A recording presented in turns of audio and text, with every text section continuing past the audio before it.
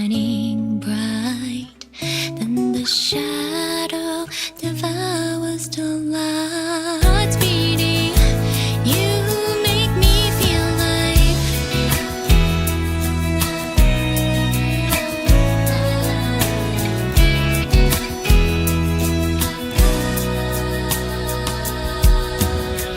In the river of time, I am drifting behind. Others sail by with their ways to find. Still I'll ride through the endless starry night, embracing the journey as I chase my own light. If my pain were meant to make me stronger, you're my audience. This is who I am. Thought I'll never get back on my own feet again, till I found the light within. Though my heart's been shattered by the pain, I only know now my heart's beating. You make me feel alive. Even if you think your life is done, it is just the beginning of a new dawn. Embracing change, I will face the unknown. With each step, my strength will be shown. Thought I'll never get back on my own feet again, till I found the strength within. My heart's been shattered by the pain, I only know now my heart's beating. You make me feel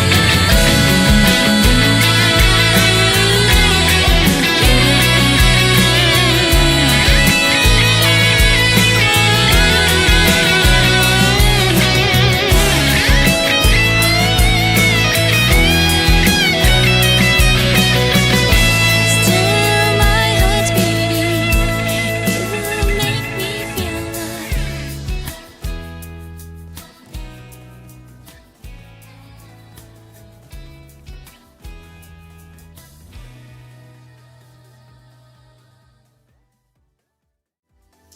Hello, hello, hello! やっほー！ママ友トークへようこそ！ここはママとして VTuber としての活動が交わるあったかいトーク番組です。ホストは私、シンガーソングライターでバラエティ配信者の、そして妻でもあり、ママでもあるピナペンギンです。ママ友 VTuber ってあってもいいのではと思ったので、この番組を立ち上げました。子育ての喜びや大変さ、日常のちょっとした出来事まで気楽にみんなでシェアしながら楽しく話していけたらなと思います。リスナーさんの皆さんもどうぞゆっくりくつろぎながら一緒にお話ししましょう。そして今回はちょっと特別でプロローグとかエピソード0みたいな回です今日はみんなからもらった質問に私がゲストとして答えていきます。さらに最後にはこのママ友トークの最初のゲストも発表しますので、ぜひ最後まで楽しんでくださいねWelcome to Mama Tomo Talk, the cozy talk show where motherhood and VTubing meet. I'm your host, Pina Pengin, your singer-songwriter, variety streamer, and yes, a proud wife and mom. Now, you might be wondering, what does Mama Tomo mean? In Japanese, Tomo means friend. So Mama Tomo is like a circle of mom friends, a place where moms can chat honestly and share stories and support each other. That's exactly what the show is about. The joys, challenges, and everyday moments of motherhood. So settle in, relax, and let's talk about it together.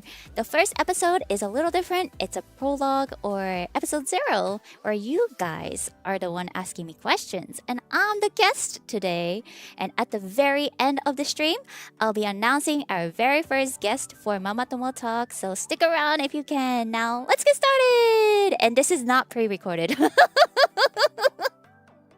Hi, PenPals. Just to make sure, you know. Hi, Big Risa. Thank you so much for the super chat. Uwaga no Tomoyo. Yes. Hi, Nathan. Yahoo. Arthur. Yahoo. Hot Rob. Yahoo. Jakiku. Yahoo. Yes, I made that opening line to make it seem more official and all. But yes. Pre-recorded, you say. It's not. Hi, Silent Shadow. Hi, Overfun. Vike. And Blue Jay Sapphire. Yahoo. Wait, it's pre-recorded? No, it's not pre-recorded. No script, best script. That's true, though. That is true. Hi, Chahak. Hi, Komirohan. Hi, Ravioli. Hi, Nimby.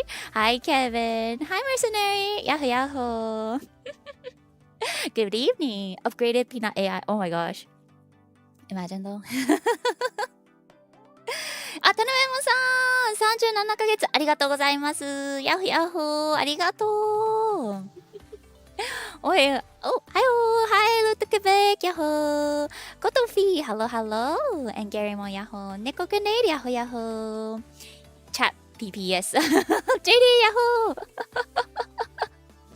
Since we're the hosts, we should have a PenPal be in your place. Yes! Exactly. Dun. Ta-da! Ta-da! You guys are the hosts today. So, PenPals, what kind of question do you guys have? Which I already collected, so don't worry.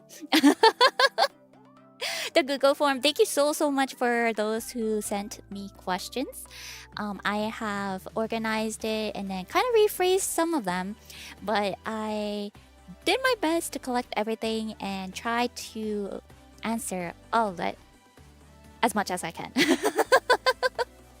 Peanut is always 2 steps ahead. Not always, but I try to. Yes, our comfy spot. Yes, your comfy spot.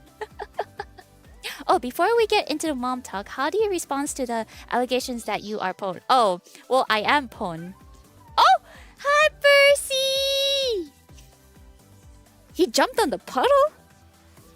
You jumped on the puddle? Yeah? That's Oh, yes.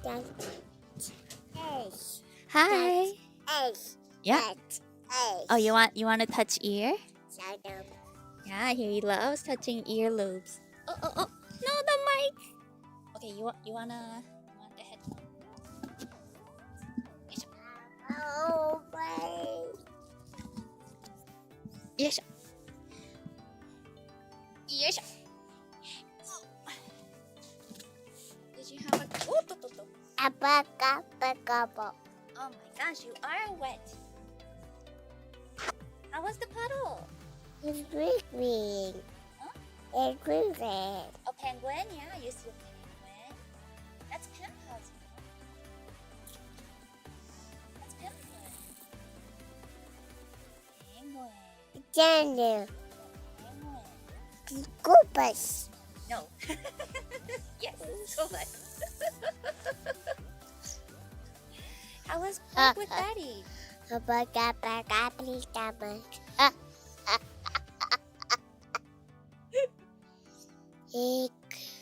Yeah, you so funny. Please stop. Yeah, you so funny. Oh, go, get green. Yeah, Get green. yeah. Get green. That's you. Get green. That's you. There you go. Apple. Do you want to say hi? Hi. Hi, PenPal. Hi, girls. Hi, girls. Hi, girls. Don't eat the mic. Hi, girls. Hi, girls. Hi, girls.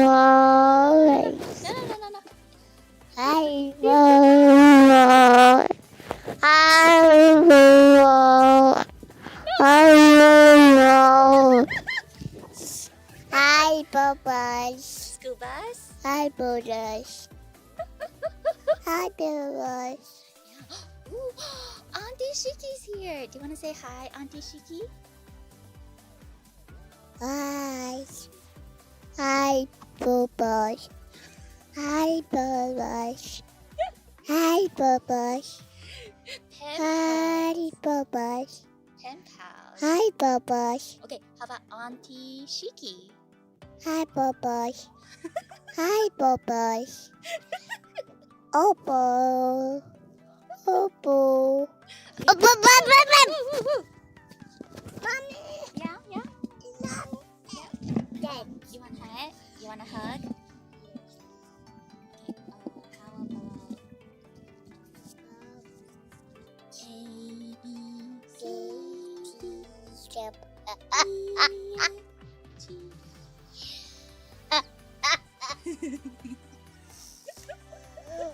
Fun. What? One? Were you running in the park? I'm running. Yeah, Good. Yeah, at the park. You're running good. Yeah. And you said, Daddy said you ran into a puddle. Got a daddy man. And level. Yeah, in the puddle. Was it fun? I love you. No, it's okay. It's okay. You don't have to be sorry. It's okay.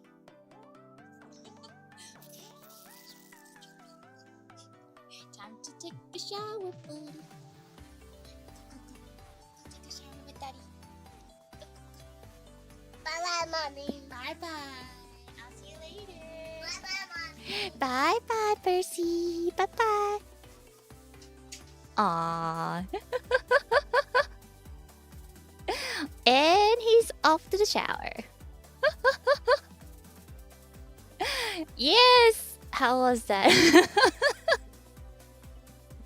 He just came back from the park with Brogan. Hirari-san, yahoo! Welcome.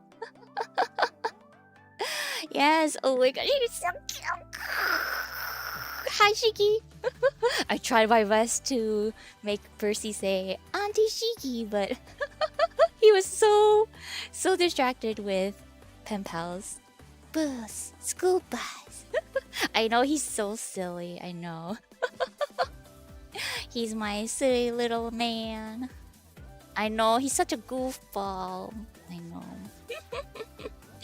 Alright, further ado, let's start with the question, shall we? I went tangent with with Percy over there. But alright, let's start it. Dun-dun. How was streaming while pregnant? Was it very difficult or manageable? Actually, it was sometimes it was difficult, sometimes it was like easy. It was really it really depended because like there were times where I had so much energy, but then like sometimes I was just tired all the time. So it really depended. But so you know it's called like morning sickness during the first trimester and stuff like that, where you're like so tired and you're like nauseous and dizzy and all that stuff. It's called morning sickness, but it can actually happen any time on a day. And for me, it was actually like evening sickness for me. So it kind of like got around where I usually stream, but luckily my evening sickness wasn't as bad. Like I've heard horror stories where like some moms, their morning sickness is so bad that they have to be like in the hospital for 9 months because they can't eat anything. They can't. They like whatever they eat, they can't like swallow or like eat it because everything just comes out. And then so they have to get, you know, hospitalized and get those like liquids, IBM? Yeah, IBM on them so that they get nutrients through there. And I'm like, oh my gosh, if I think of that, I'm considered super lucky. Yeah, like seriously. Yeah, they can't hold it. Yeah. Yeah, so when I was about to give birth and I was at the hospital and the nurse there told me about this patient that like a patient like here almost 9 months, and she's about to give birth as well, but she was telling me like she was here since 9 months ago. I was like, oh my gosh, that's so rough. Yeah, so I consider myself lucky, you know. I mean, that's like very extreme cases, not all pregnancy is like that, but there's some, like one of my coworker, her morning sickness was also really, really bad. That, like, I think throughout her pregnancy, she's just super tired, always nauseous, but she would still keep on going and like working and stuff like that. Yeah, she's like a trooper for sure. So it really depends. Yeah. But I'll say, like, for my pregnancy, at least, it was manageable. I was tired a lot, but it was manageable. Actually, like, being able to stream gave me energy. So, honestly, streaming was the way for me to get energy. Yep. Kompina! Yahoo! Yep. Oh, I remember my mom and sister saying it could change day to day. Yeah, plus the hormones going crazy doesn't... Exactly. Like, every day it's different. Every day it's different. Yeah. So sometimes it's okay, and sometimes it's like, oh, I can't do anything. I can't do anything, guys. Yep. Wait, are you really a mother? Just surprised about it. Oh yes, I am a mother. Yes, I have a son. He's 2 years old. So VTubing helped you through pregnancy? I'll say yes. Yeah, I'll say yes. Alright, next question. Did you use an epidural during childbirth? Why or why not? Oh yes, I used it. Oh my gosh. Oh, food cravings? Yes. Okay, I don't have any crazy food cravings. I just crave for milk and cereals. But yes, I did use an epidural during childbirth. Because, oh man, I thought I'll be able to do it without epidural, but oh man, I was so wrong. I thought I had pretty high pain tolerance. Oh boy, was I wrong. Yeah, because like, okay, so Percy was in my tummy, like, was it 5? No, 4. Yeah, it's like 4 days more than scheduled. So he was definitely overdue. And we were like, okay, I might have to get induced. And then I went to the hospital and the doctor there was like, okay, yes, your fluid is low and it might be dangerous. So we are gonna have to induce you right now. And I'm like, oh, okay. So when the contraction happened, I was induced and... Oh, no, I was induced. And then I started having contraction around 5 p.m. or something like that. And then it was like around... It was like close to midnight. Like my contraction was getting, you know, like pretty close to each other. So I was like, "Argh!" And then it's like, in my mind, I'm like when I was not having contraction, I was totally fine. But then I'm trying to get sleep before, you know, giving birth. I'm gonna have another life in my arms. This is the last chance for me to get some sleep, but I couldn't go to sleep at all because of the pain. So I was like, ugh. can't. Please, put epidural on me. So I got the epidural, and then it was like, yeah, around like midnight. Like the doctor was like, okay, it's ready. I was like, okay, get him out of me. But not gonna lie, the epidural worked too much on me that I actually couldn't really feel anything. Like I was trying to push my up like abs, but like since I couldn't feel anything, like my doctor is like, push, and I'm like, I'm pushing, but I was like really like pushing my, like putting like power or strength like on my face. Like I was like squeezing like ugh. But then apparently I wasn't squeezing my abs and down there, so it's like you have to push. It's like I can't feel anything. So it actually worked too much that I didn't feel anything. Where was Brogan? Oh yeah, Brogan was right there. He was next to me. Did I get any sleep? Not much. Well, I think I did get like a little bit of sleep. Yeah. And then like literally like okay, before getting the epidural, like you know there's like a lot of movies out there where it's like giving birth scene, especially like I remember like Brooklyn Nine-Nine, where Amy's like, you did this to me, to the husband, right? To Jake. And then I was like kind of jokingly saying to Brogan, it's like, it would be so funny if I do that to you as well. I wonder if that really happens.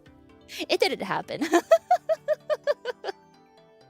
But I was in my mind, please get this baby out of me now.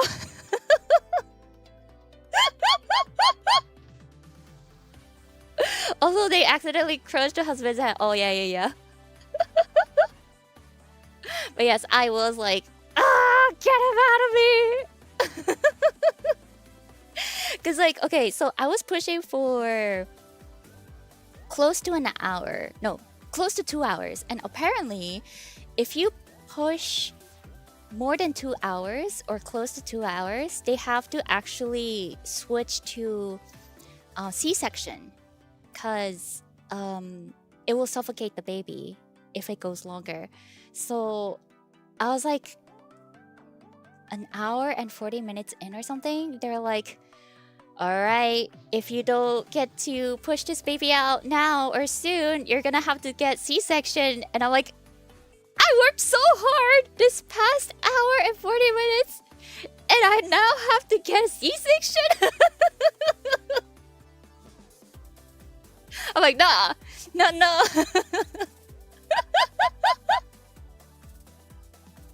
Yep, the horror. But luckily, like before that, like 30 minutes before that, since I told them that I think the epidural is working too much, they actually stopped the epidural on me. And then around like 10 minutes before like I have to get C-section, they're like, I started feeling my body.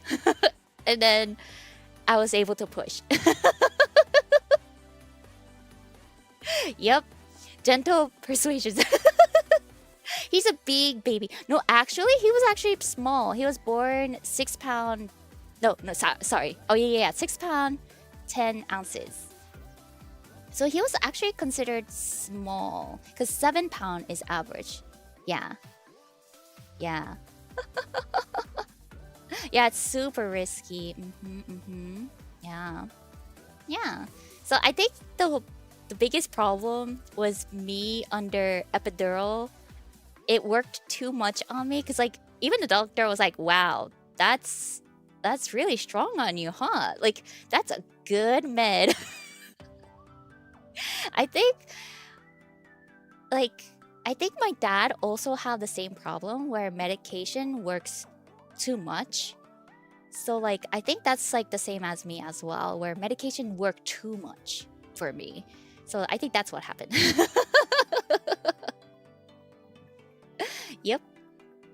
I don't know if I had to poo out 6 pounds, I'd consider it pretty big. I mean, yes, he was big. Yeah, it was too effective. Exactly. But yeah, yes. Long story short, I did use epidural. The pain was too much. Alrighty, next question. Has your wardrobe changed much compared to before you were a mom? Do you have any new preferences on what makes clothes comfortable or practical? So, funny story. My wardrobe didn't really change. I mean, of course, when my tummy got bigger, I did get maternity clothes and stuff like that. That has like a stretchy pants, stretchy jeans, and like stuff like that. But honestly, my wardrobe didn't change as much aside from when I was pregnant. Because like my wardrobe was basically like comfy clothes to begin with. So my wardrobe haven't changed. It's basically skinny jeans, t-shirts, and just comfy everyday clothes. Yeah, it's like a mom clothes basically. Oh, the unasked question. Do you coordinate outfits with Percy? Actually, not really. But I did buy a shirt for Brogwin and Percy. I bought them Goku shirt. Like Dragon Ball Goku shirt. So I have a couple of pictures of them having a pair look. So cute. Yep. Wearing your husband's t-shirt. Oh, I did that too. Yeah. Goku and Gohan. Yes, Goku and Gohan. Kid Goku for Percy, right? Exactly. Oh, Goku. I heard Gogurt. Oh, the Gogurt. Sorry. I think I need some drink to clear my throat. Okay. Alright, next question. Did you experience postpartum depression? If so, what happened? Oh, what helped you overcome it? For me, yes, I had postpartum depression. So, future moms, future husbands out there, please don't overlook postpartum depression. It is real, and it can happen to anybody. And even if it's like a minor thing, you should get that checked out, because in the long run, it might get untreated and gets worse and worse and worse. So that's what I thought as well. I was like, nah, I don't have postpartum depression. Little did I know, I did have postpartum depression. Yep. I mean, okay, so to be frankly honest with you guys, I didn't know about this, but I had chronic depressions. Like I didn't know what it was before, but apparently after getting checked out with my postpartum depression, apparently I had chronic depressions, where it seems like I had depression since I was a kid. Yes. And I was like, this all makes sense now. I went to therapy for the first time last year, like exactly around a year ago. And yeah, I got treated through therapy and got some meds for postpartum depression and stuff like that. And then I was like, oh, so this is how it feels like to be normal. Because before, I always had voices in my head, just like, negative thoughts, intrusive thoughts, like saying, oh, I'm not good enough, or like just negative thoughts running through my head all the time. So my brain was very loud, my mind was very loud. And I thought that was normal because I had that for a long, long, long, long time. Yeah. And then after getting treated for my postpartum depression, my brain has been super quiet. I was like, wait, it's awfully quiet. So this is how it's supposed to be? This is normal? Yep. Yeah, I had apparently a chronic depression because I always went through like a loop of depression and like okay, and then go back to depression and stuff like that. So yeah. Yeah, chronic depression is a lot more common than people sometimes realize. Exactly.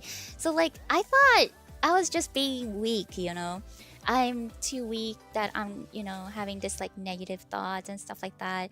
I didn't know it was a chronic depression. Plus the postpartum depression added to that. So it kind of like made it worse. So when it got to a point where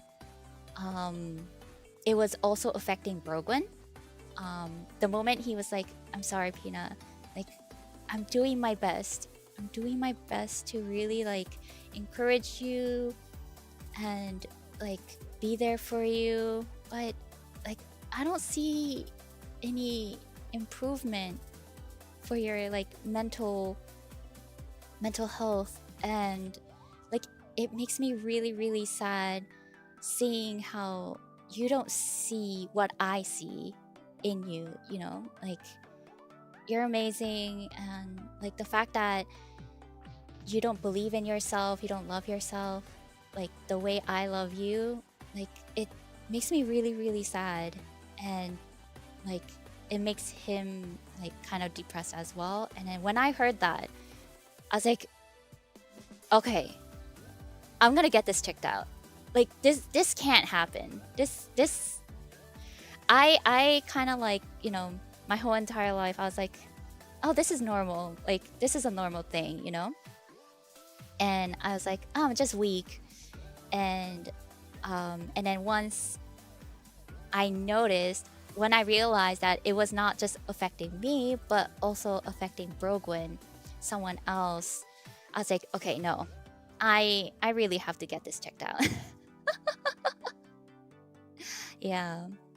Yeah, exactly. It's really hurt. Yeah, it really hurts seeing your loved ones like that. Exactly. So when he said that to me, like, I was like, okay, yeah, I'm gonna get this checked out, and I'm gonna try to do my best to get this treated. And that's what I did. And guys, this past year been a really good year because I've never knew my mind can be so quiet. And I'm definitely, I haven't had an episode of like a sudden uncontrollable like crying and stuff like that. So it's like, yeah. Basically a very emotional episode was happening like almost every month or like every 2 weeks during postpartum depression. So I was like, okay, right now, like I haven't had those kind of episode in a long time, ever since I started getting treated. So yeah, I would say for those who are going through like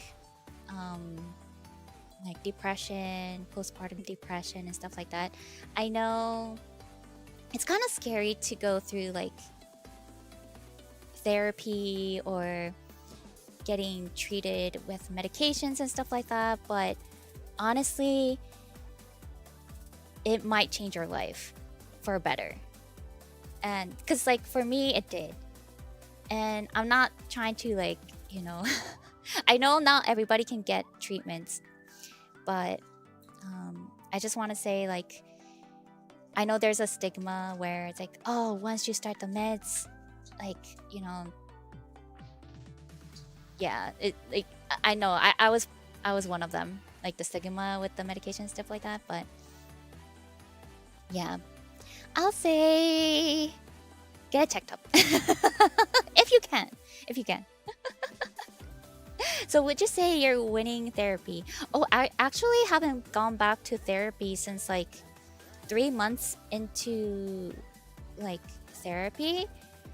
Cause like a lot of the depression thing was about self-confidence. I wasn't able to self-love and stuff like that. So like once I was able to really get my foot on trying to love myself, it got better. It got way better. And then now I'm therapyless. Yeah. Okay, I'm gonna drink some water. Oh, thanks for sharing your experience with us. It means a lot to hear your story and encouragement. And I'm glad that my story can help you guys out as well. Yeah, I wanted this talk show to be something where, people can hear real stories, real experiences, and hopefully help and make this place like comfy and safe place for everybody. Yeah. This is a reason for us. Oh, thanks, Pina. Aww. Alright, next question. Dun-dun. Oh, actually, okay. Also, what helped me overcome is definitely Brogwen and my family. Yes.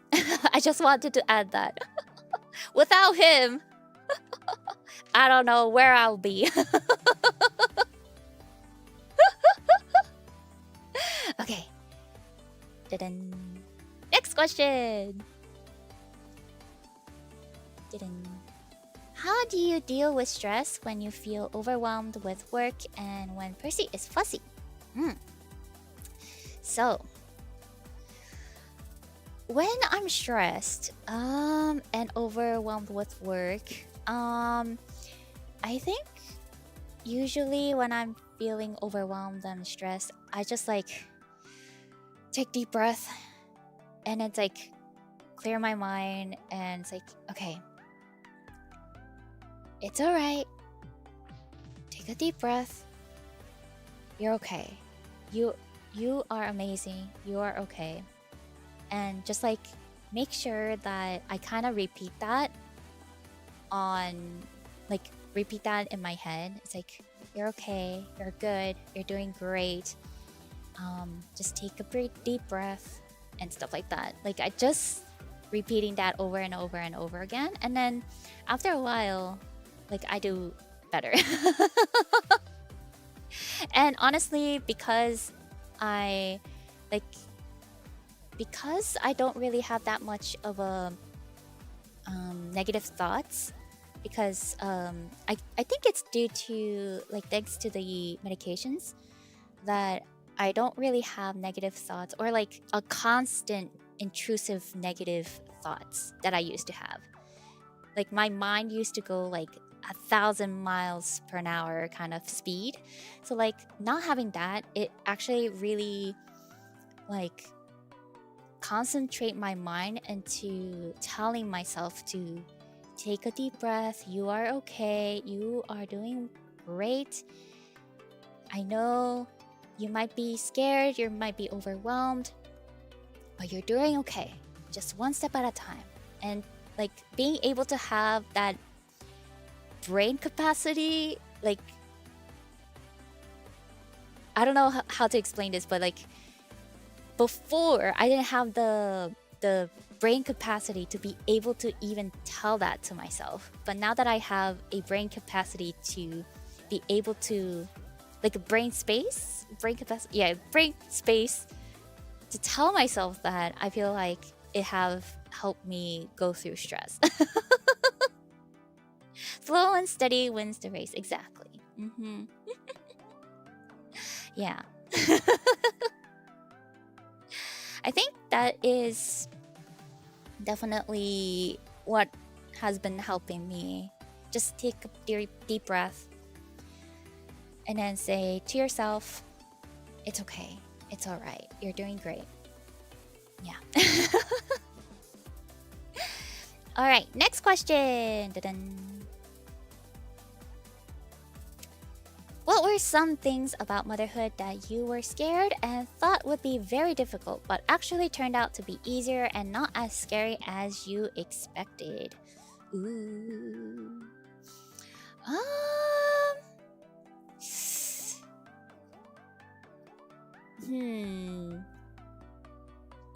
That I was scared of. The most I was scared of is, am I gonna be able to be a great mom? That was the scariest thing. Like, will I be able to raise another child, a human being, and raise him like well, you know? That was my biggest fear. And then like I'm still learning as I'm still learning as a mother, you know? But I kind of learned that don't what's it called? It's like, don't look for perfection. Don't try to be perfect. Just be present with your child, kind of thing. So yeah. Like, I was scared, but now I'm like doing better in terms of like, it's not as difficult as I thought it would be. Because like before I'll be like, oh my gosh, am I gonna be a good mom? Oh my gosh, will I be able to be like raise a child and stuff like that? And then now that I am like learning and got the hang of it, yeah, it's actually really beautiful. It's a very, very, very beautiful experience being able to raise a child and just watching Percy grow, you know? It's such a beautiful moment. Yeah, and then I guess like things that I thought it would be difficult was finding time to do my hobbies and VTubings and stuff like that. That was one thing I thought would be very difficult. I honestly thought I might not be able to continue VTubing. But as I gave birth, took a bit of break, and then came back to streaming and having Brogan there to watch over Percy while I stream and stuff like that. Like, once I got the hang of things, I was like, oh, actually, I can still work and stream and be a mom. And I can still pursue my dream. It's difficult. It's super difficult. But,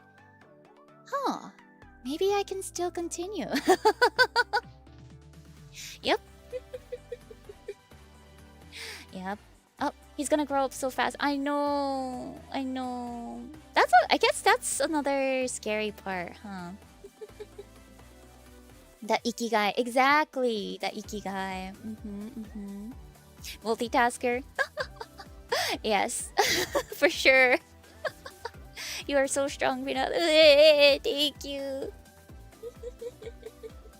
I hope I can experience the joys of having a child one day. Oh, it's great. It's beautiful. Yeah, like when you see his smiles, like your whole entire world melts. Because like your kids Smile is just the beautiful thing ever. Yeah. Oh, so far, is Percy more Pina or more Brogwyn? I'll say more Brogwyn? Yeah. Look-wise, it's definitely Brogwyn. And I do see, like, myself in him as well. But I'll say, like, more Brogwyn. Yeah. Yeah.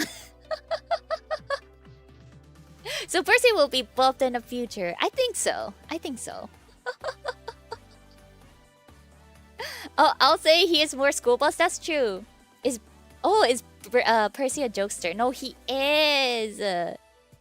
He's a daredevil. My goodness, that little boy, that little rascal. I love him.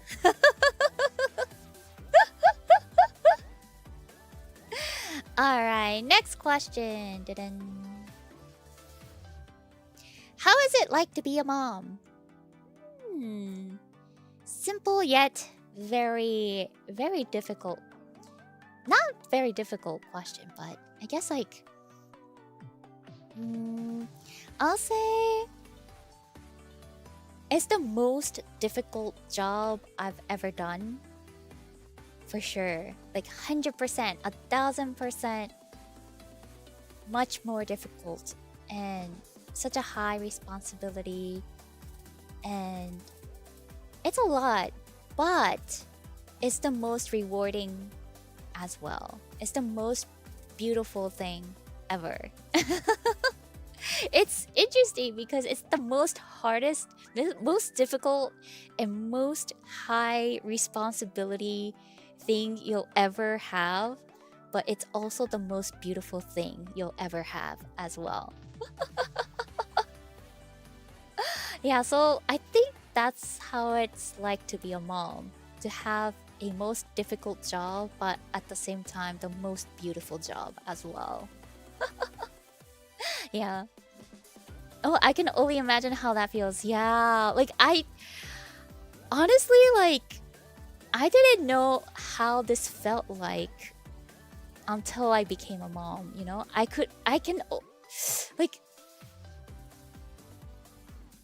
once I became a mom, like, my respect for my mom, for my parents, just skyrocketed. Like, seriously, it was like, oh my gosh, they went through this as well, and this is how they felt about us, you know? Like, their love and all that stuff. Like, oh my gosh, wow, so this is how it feels like to be a parent. And this is how much love I received from my parents as well. Like, I was like, man, my whole world has like different perspective. Yeah, so yeah, it's like beautiful and also difficult at the same time. Yeah. Oh, now that's totally true. My mama always says that very often that, yeah, being a parent can be a difficult task. Yeah, difficult task, but a beautiful task as well. Yeah. Yeah. Do you have any advice for us future mothers? I will go over that question. I did get those kind of questions, so I will go over that question. Yep. Yep. Alright. Next question. What made you decide to become a mother? Ooh. I don't know. Since I was a kid, I mean, I did want to have a family. I guess, like, girls in general, you know, you do, like, family play and stuff like that. You know, mamagoto and stuff like that. And it's like, I guess, like, a lot of girls just dream to have their own family since they're kids, right? And I was one of them. And then, I mean, like, when Brogan and I got married, we were still young, so we're like, you know, like we don't have to think about having kids yet, but like I guess like the the the decision, I guess the last decision maker was that watching my niece grow. Yeah, so my sister gave birth to my niece, and like watching her grow so fast. I moved out from the house, from my parents' house, for like a year and a half, I think. Was it a year and a half? Something like that. And then the next time I saw my niece, she was, you know, walking, she was babbling, she was talking, and I was like, oh my gosh, she's growing so fast. And then she was giving me super, super baby fever. I'm like, ah! So basically, yeah, I got influenced by my niece. I was like, ah, I want a baby. How old is the niece now? She is 5 years old. Yeah. Yeah, she's cute. She's a chatterbox. Hey, I want one. But not gonna lie, I was scared though. I was really scared. Like I mentioned before, like I was scared if I'll still be able to continue VTubing, because you know I was also working, and also at the time it was like VTubing and working, and then if I add another like motherhood like into the picture, I was like, oh man, do I have to sacrifice one? Will I be able to continue my VTubing career? And so like I remember I cried a lot. Like I cried so much about, I do want a baby, but like I also don't want to give up on my dream as well. And like I don't want to give up on PenPals. I don't want to disappoint PenPals. Like I have such an amazing community, and we built together, and I just couldn't fathom the idea of like giving up this beautiful community that we built together as well. So I was like really I got to a point where like I lost 10 pounds in a week. And then I was like, I got to a point, I got to a point where I lost 10 pounds in a week, because like I was like, man, I want to have a child, but I also want to pursue my dream and like keep going with my VTubing career as well. And of course I do have to work my day job as well in order to like, you know, feed family and stuff like that. And then I was like, man, will I be able to do it? But Brogan was like, all right, you know, like no matter what, I'm gonna be here with you, like no matter what. And if you know, we'll get there, we'll get it. What did he say? He was like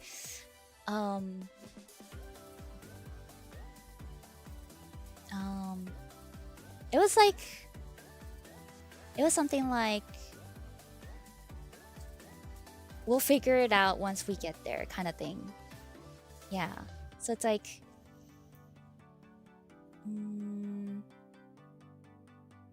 like if let's let's see how it goes, have a child and try keeping your job and let's try having a kid and then see how it goes. And if it doesn't work, then like we'll think about it, we'll figure it out at that time. But if it works, then we're a team here and we'll figure it out. Yeah. Yeah, cross that bridge once you get to it. Exactly. Yeah, that one. Yeah. Oh, no disappointment on my part. Between us and your kid, I would always be happy if your child is. Aw, thank you. Yeah. Oh, that's honestly a scary thought. It is a scary thought. But when he said that we'll figure it out and we are a team,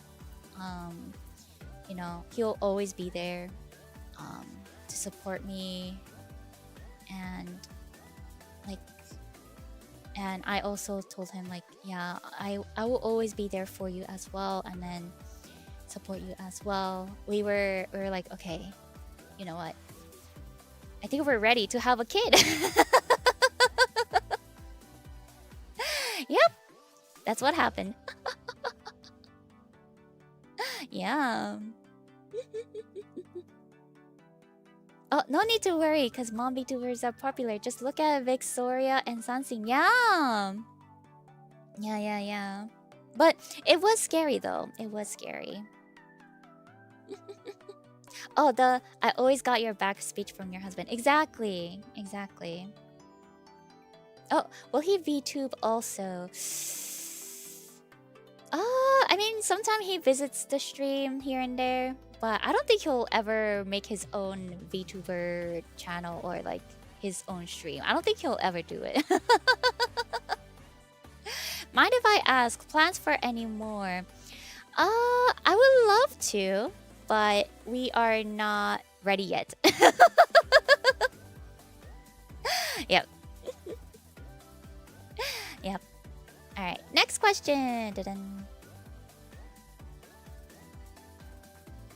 As someone who wants to be a future husband and father, what are some ways I can best support my wife as a mom? Ooh. Please. Definitely during before and after birth, even during pregnancy and after giving birth, our female hormone is going everywhere. So we are very, very emotionally and physically very unstable. So what I want to tell future husband and fathers, please be patient. Please be patient with us mothers, because literally 24/7 our body is creating another human being. And we're constantly super tired, and our emotional state is very, very unstable due to hormone. And God, if they're angry, just tell them they're being hormonal. Well, maybe not. Maybe don't say that, but patience. Yeah, I got too much of that here. Yeah. I like to plan everything out, and hormones are something I can't plan for. Yeah, hormone is something you can't really control, So I'll say, just fathers out there, future husband, future dads, please be patient with us moms and wives. And if possible, please cook and do some of the housework as well, because especially third trimester, it's so hard to move around. It's really, really hard to move around with a big belly, your back hurts, you're like super tired, you can't get enough sleep. Okay, another thing about pregnancy that I didn't know is that it's really hard to get sleep at night. You're literally like, it's an Olympic. It's so hard to find a comfortable position for you to sleep. So you're already lack in sleep. But the fact that you can't sleep, you lack sleep, and then now you're tired all the time in the morning, and then at night you're so tired but you can't go to sleep. It's an interesting thing. Yeah, especially if the baby kicks a lot. Yeah, yep. Oh, temperature management can be quite different too. Yes, that's true. Oh, which trimester are you in now? 12th, 15th? Trimester, try. I don't know. Yeah. Yeah, it's really, really hard to find comfortable position. Yeah, carrying baby's weight. Yeah, and oh my gosh, back pain was so bad. Because like your ligaments are literally like, your body is trying to get ready to give birth. So your joints are kind of getting like loose. So it's really easy for us women to get hurt during that time as well. And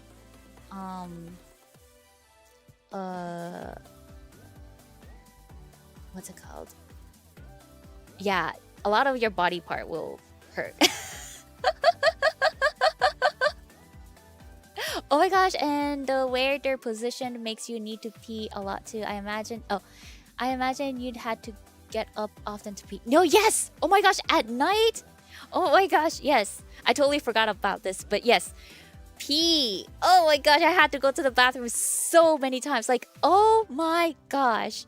Like, I did not know how much I would be going to the bathroom. Like, literally, if you go outside, if you go out shopping for groceries or whatever, going out for a walk, the first thing I look for is bathroom. It's like, okay, this place has bathroom. Okay, good. Bathroom becomes your best friend. Yep. Yeah, back pain is the worst thing. Yep. It's true. Yeah, I imagine drinking for 2 doesn't help things. And then you're eating for 2 as well. So you're eating a lot more. Plus, you have to go to the bathroom so often. The bathroom becomes your smartphone. Oh my gosh, sure. That's true.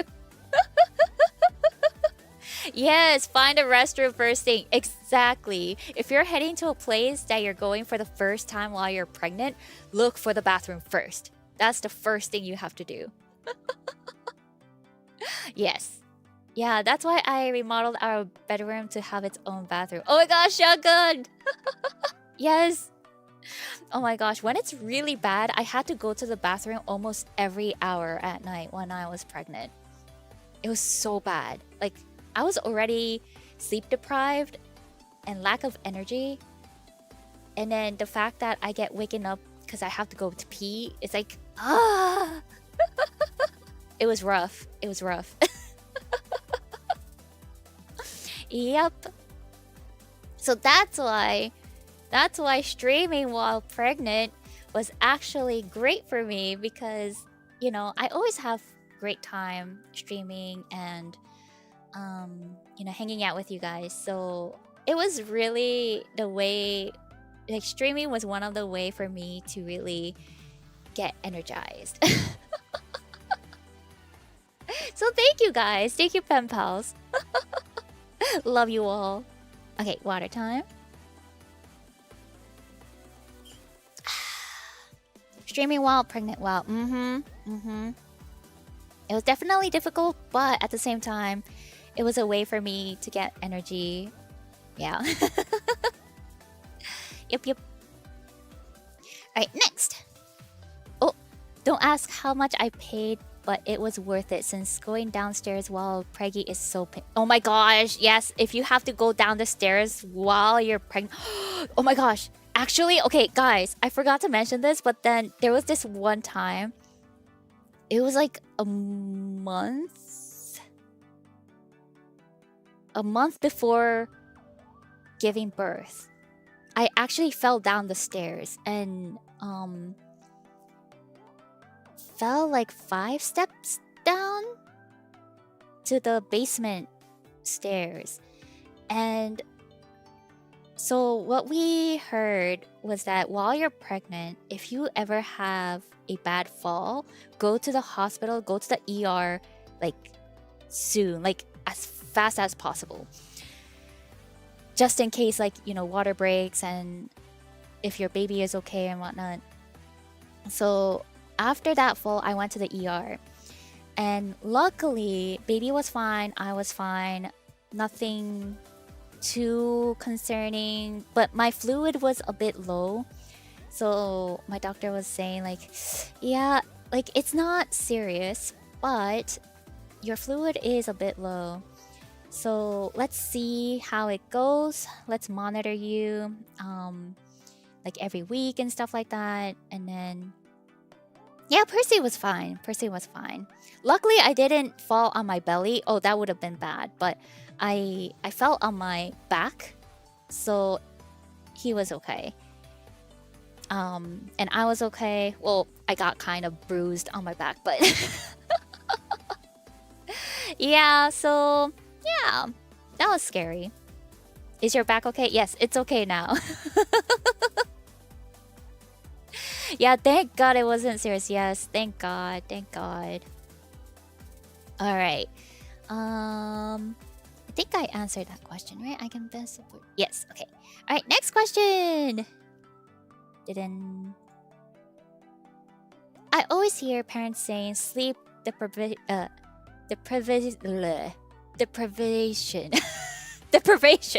after having their newborn cause a lot of friction between them. How did you and Brogan manage to survive it? Oh ho ho. I can't say deprivation. Okay, anyways, so for us, there was a bit of friction when, you know, we're both sleep deprived. And there were times when I was like, you know, because I'm breastfeeding and I'm the only person who can breastfeed. There are times where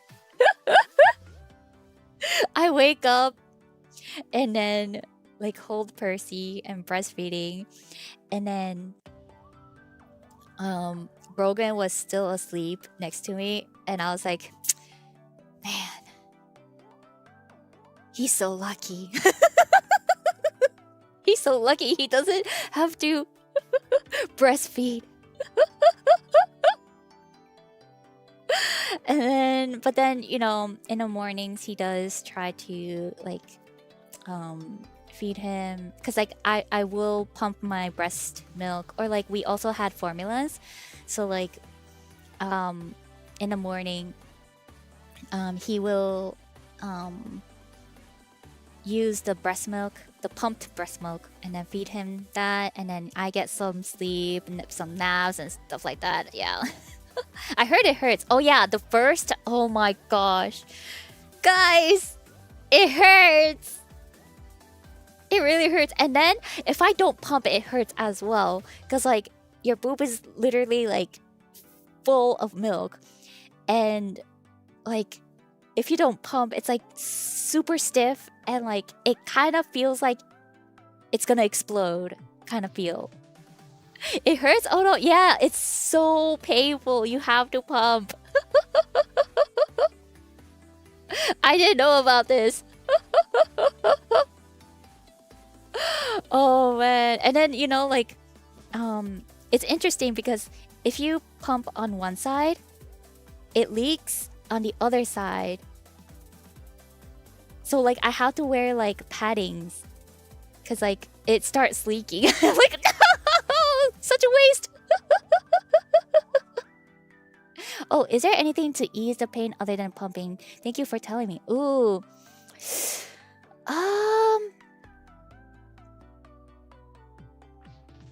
I think there is like massaging it is actually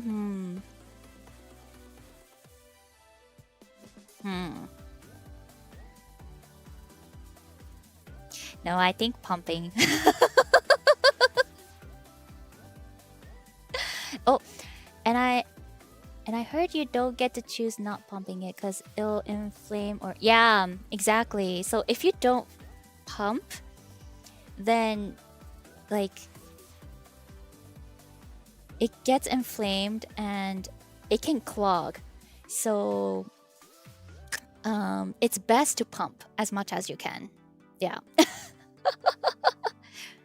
Oh yes, breast pump to work since it hurts. It's kind of like Syncti when the baby is. Yes, no, it's so true. Oh, I've always been worried about what if I can't produce enough milk or something. Should you buy formula milk anyway, even if you're planning to breastfeed? Yes. So, like first 2 weeks, your body is still like, especially I think first newborn. I think, your body is still like never done like produce breast milk, right? So like first 2 weeks I barely produced anything, and then I was like, oh my gosh, oh no, oh no. And then my mom kept telling me like massage it and like stimulate it so that it will help produce more milk and stuff like that. So I would do that, and then so during that first 2 weeks, what I did was buy a formula, because I mean I wasn't producing as much, and Percy was going hungry, so I had no choice but to buy a formula. And honestly, there is some like stigma about like, oh no, you shouldn't feed formula milks and stuff like that. Breast milk is the best, and of course, yes, breast milk is the best, but at the same time, formula milk is like I think one of the best man-made, like researched and formulated milk out there that is actually like, well, of course you have to research the brands, but it's safe. As long as you get like a really safe and formulas, then it's fine. It's totally fine. Yeah. So yeah, at the start it will be less. At the beginning, yeah. But believe me, after a week or so, it will overflow and you'll wish it was not as much. No, oh my gosh, Shotgun, it's so true. In the first 2 weeks, well, first week as well, like I was like, oh my gosh, I'm not producing. Like, I'm sorry, Percy, I'm so sorry. Mommy has failed you. I'm not producing as much milk for you. I'm so sorry. I know you're so hungry. And then after that, I was producing so much that I was like, oh my gosh, make it stop. I had like freezer full of pumped milk, and I was like, oh man, what should I do with all these excessive milk? But once he got older, and because he grew teeth really fast, he started having his first teeth around 5 months. So he was biting on my nipple, and then like towards like his first year birthday, he bit, and then like it bled, and I was like, ah! So I had to like stop breastfeeding him. And then I think my body naturally thought that, oh, okay, baby doesn't need milk anymore.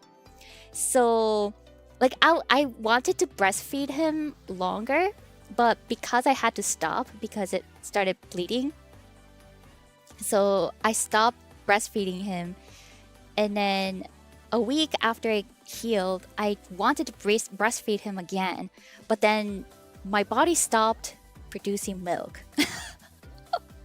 So interesting about like mother's like breast milk, it knows like if it's not pumped, or if the baby is not like, if you're not feeding, then your body actually knows that and then stop producing milk. It's such an interesting thing. I was like, whoa, what kind of black magic, what kind of magic my body is doing right now?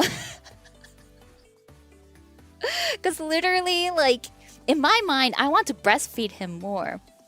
But then, because I physically didn't feed him, my body thought, oh, the baby doesn't need breast milk anymore. And then it just stopped producing. And then I was like, what the? How?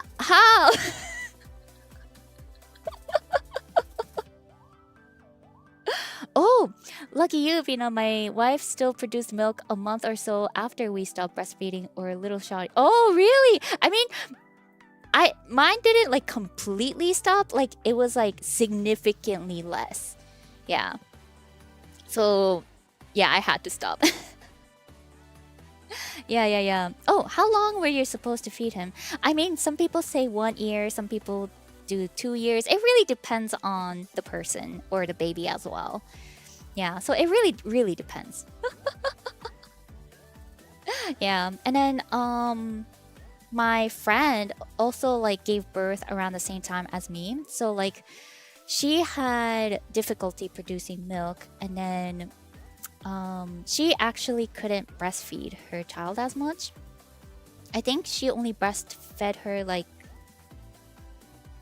first 2 months or so because she was having trouble producing.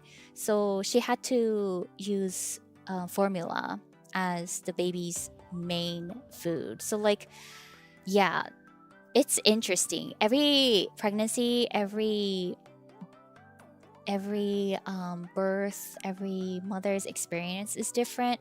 So yeah, but I guess like generally I'll say like first 2 weeks it will be difficult producing milk, and then I'll say maybe a year to 2 years is good for breastfeeding. Yeah. Good night. Oh, good night, Yoku. Good night. Until they start eating french fries. Oh my gosh, I try not to feed him junk food as much as possible. Yeah, every pregnancy and baby is different. My mom taught me that. Yes, it's 100% true. Kara-san, konpina, yahoo! Ooh, sorry for the burp. Yeah, it's case-to-case basis, but breast milk is still the best due to natural antibodies that boost the immune system of the child. Exactly. So breast milk is the best. But if you can't produce milk, then formula is your second best choice. Yes. Yeah. All right. I think I will answer this question, right? Oh, actually, I went tangent, didn't I? So how Brogan and I survive is like literally like when we were like super tired. We were often saying like, it's okay, we're doing this together. We're a tag team. And if you're tired, like we'll take shifts. You take a nap while I take care of Percy, and then when you can take care of him, then I'll take a nap and stuff like that. So it was literally like taking turns and stuff like that. That's how we survived. And we're like, we're doing this together. We're a team. Yeah. Oh, I was a formula baby not because my mom couldn't produce, but because I refused it. Oh, yeah, I heard that as well. There's some babies who refuse breast milk as well. Yeah. Oh, Shiki. It's okay. Shiki grew up such a wonderful lady. Yeah. Same, I'm taking notes too. Yes, take notes. The milk connoisseur baby. Yeah. Yes, Shiki is such a wonderful lady over here. Yeah, see, like formula babies are still great. Alright, water. Oh, I was one of the babies that couldn't keep anything but expensive special formula. Oh, I've heard of that as well. Apparently, there are some babies who have allergies, like milk allergies. So they have to have like a specific, like expensive or specific formula for them. And when I heard that, I was like, oh my gosh, I can't imagine. Like, it's already stressful enough. Like, being able to breastfeed normally is already stressful enough. But the fact that your baby might die from milk is like, oh my gosh, what? Oh, to their mother's milk? I've heard horror stories where babies are allergic to their mother's milk. Yeah. Yeah, allergenic formula is so expensive too. Yes, they're super expensive. Super expensive. Yeah. I didn't know that was a thing as well, but I've heard horror stories. You can be allergic to mother's milk. It's a rare cases, but apparently it does happen. Yeah. All right, next question. Have you faced challenges preparing healthy meals for Percy, and how do you plan to make food fun and nutritious in the future, like with natto? Natto! Percy loves natto. Oh my goodness, thank God. Natto is a superfood. So, like, when I was like facing some challenges where Percy wasn't eating what I prepared for him, I was like, okay, natto, and then he will eat natto. Yeah, the sticky one. I want natto now. Yeah, same. But also, like, another challenge that I'm facing right now is Percy doesn't want to eat vegetables. He hates vegetables. Like, no matter what I do to the vegetables, like, even if I like saute it or like, you know, all that stuff, once he tasted the first time and he didn't like it, he will remember it and be like, no, I don't want it. So, like, what I have to do is I make it into smoothies. I put spinach and banana in a smoothie, and he loves drinking it. He loves it. So I've been feeding him smoothie and also a spinach pancake. Banana spinach pancake. Or more like banana oat spinach pancake. So instead of flours, for the batter, I just mix raw oats and then bananas and spinach in it, and then the oats become like a flour. So yeah, I've been making pancakes with that. Yeah. Ooh, smoothie smart. He loves smoothie. Oh my gosh, that's like the only way to get him eat veggies. Spinach pancake sounds like a torture method. No, it's actually pretty tasty. Like, I like it as well. Yeah. Spinach pancakes, it's pretty good. I like it. And he loves it too. Yep. Alrighty. So yeah, that's what I've been doing, trying to feed him vegetables. Just fun way to do it. Ghost of Mid, thank you so much for the super chat. Joined stream an hour late, so maybe this was discussed already, but out of curiosity, what was your support system like after giving birth? I often hear family members focus solely on the newborn without looking after the tired mom. Oh. Ooh, thank you so much for the super chat and question as well. The support system was like very good actually. Like my husband was always like keeping an eye on me as well. I mean, he was also like focused on Percy as well, but he also made sure that I was okay. because I had postpartum depression, and I was going through this like depression loops and like emotionally unstable. So like he was making sure that I was okay and stuff like that. And I would have intrusive negative thoughts like, oh my gosh, am I gonna be a good mom? Like am I doing this right? And like, what if I'm not a good mom? You know, something like that. So like he would always like keep an eye on me.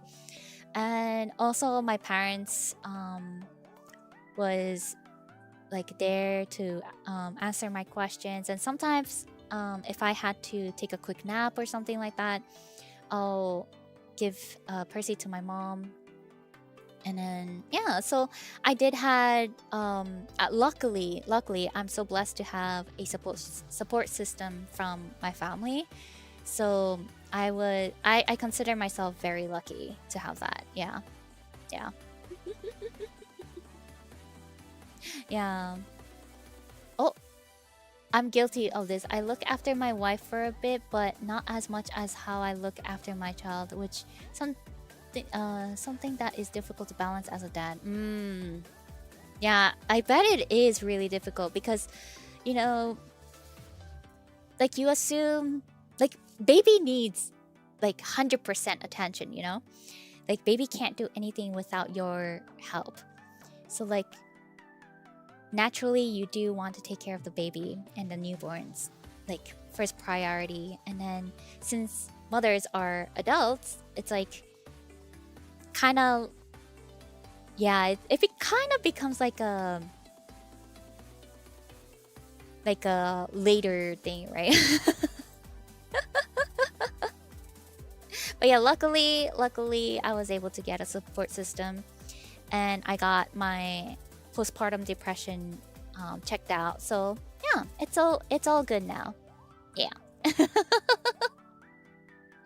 right, next question. What are some of your silliest fears about Percy growing up? My silliest fears about Percy growing up is someday he's gonna grow up, he's gonna become a teenager, and he says, "I hate you, Mom! I hate you!"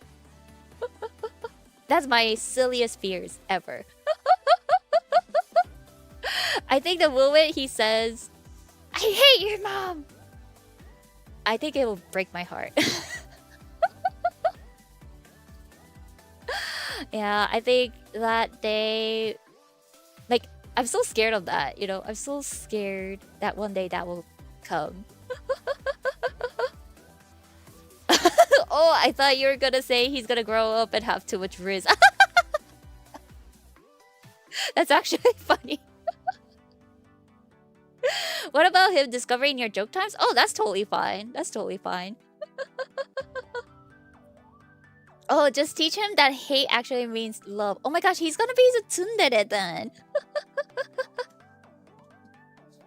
Yeah, that's a reasonable fear. Hormonal teenagers get aggressive out of nowhere sometimes. Yeah.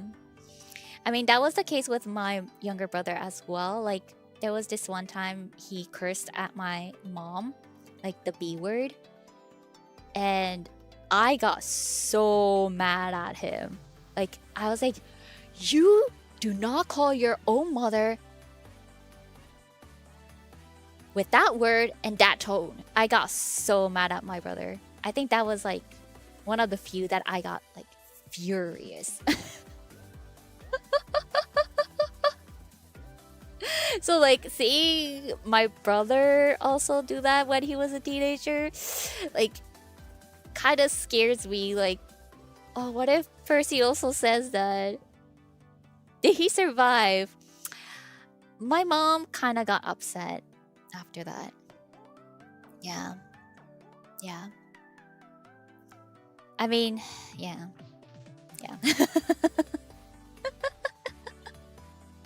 Maybe it won't get that far, hopefully. Yeah, hopefully. Alright, next question. What's your favorite cute or wholesome memory with Percy? Ooh. Okay. Favorite cute and wholesome memory with Percy is his first word. or like the first time he tried to mimic what I say, it was when he was starting to learn how to like stand up. He needed like a support, so he would kind of like hold on to things and then stand up and stuff like that.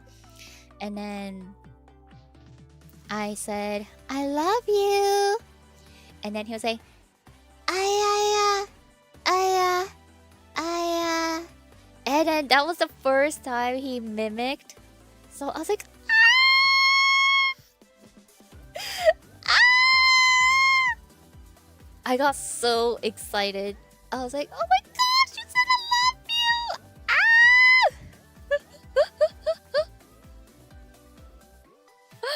That was like the best memory I have as of now. Like the moment he mimicked the word, and like that was like the first word, you know? I love you, like yeah. So cute. I mean, right now as well, he's learning like new words, and like day by day, literally, like his vocabulary is increasing so fast, and I'm like, oh my gosh, he's growing so fast. Like part of me is happy to see him grow, but then part of me also like, no, he's growing too fast. Yeah. Oh, I remember when my baby brother said thank you. Oh, thank you to me for the first time. That was so sweet. Oh, yeah. Like the first time, Percy also said I'm sorry, or like thank you as well. Like I'm sorry. He's like I'm sorry, mommy. I'm sorry, daddy. And I'm like, ah, I forgive you. I forgive you. So cute. So cute. Alright, next question. Dun-dun. What's the most memorable moment you can't wait to tell Percy when he's older? I think yeah, that one. Oh, also. Oh man. I mean, this is not like the most memorable, but I want to say like, you know, Percy, you pooped. You pooped in a bathtub while you were playing in the bathtub.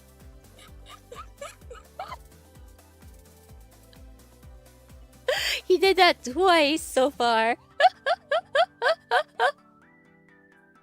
I remember he's like playing, and then suddenly like he got quiet, and then I was like, what happened? And then I see like brown stuff coming from his butt. I'm like, he pooped. Yeah, it happened twice so far. Yep. Well, I feel like we've all done that. I think so. I think all babies go through that. Percy pooped in a tub for a quicker shower, so I moved. Get out of the pool! Oh, once could be a mistake. Twice was him sending a message. Yeah.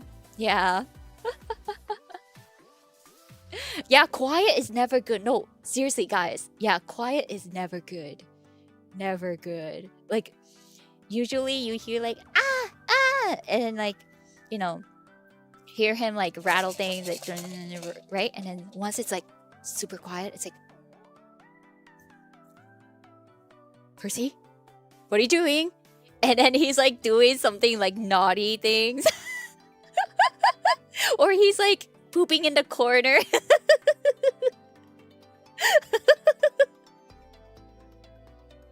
Yep. Where it happened to me while taking a bath with my older brother. His reaction was memorable to my parents. Oh my gosh, you pooped in the bath with your brother in it. Oh my god.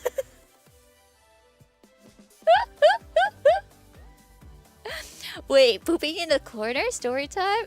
Yeah, like, okay, so apparently this is a sign when it's good to start potty training, which we're trying to potty train Percy right now. But if you kind of see your kid go into a corner or somewhere quiet, and then like kind of like sitting down, that means he's either peeing or pooping.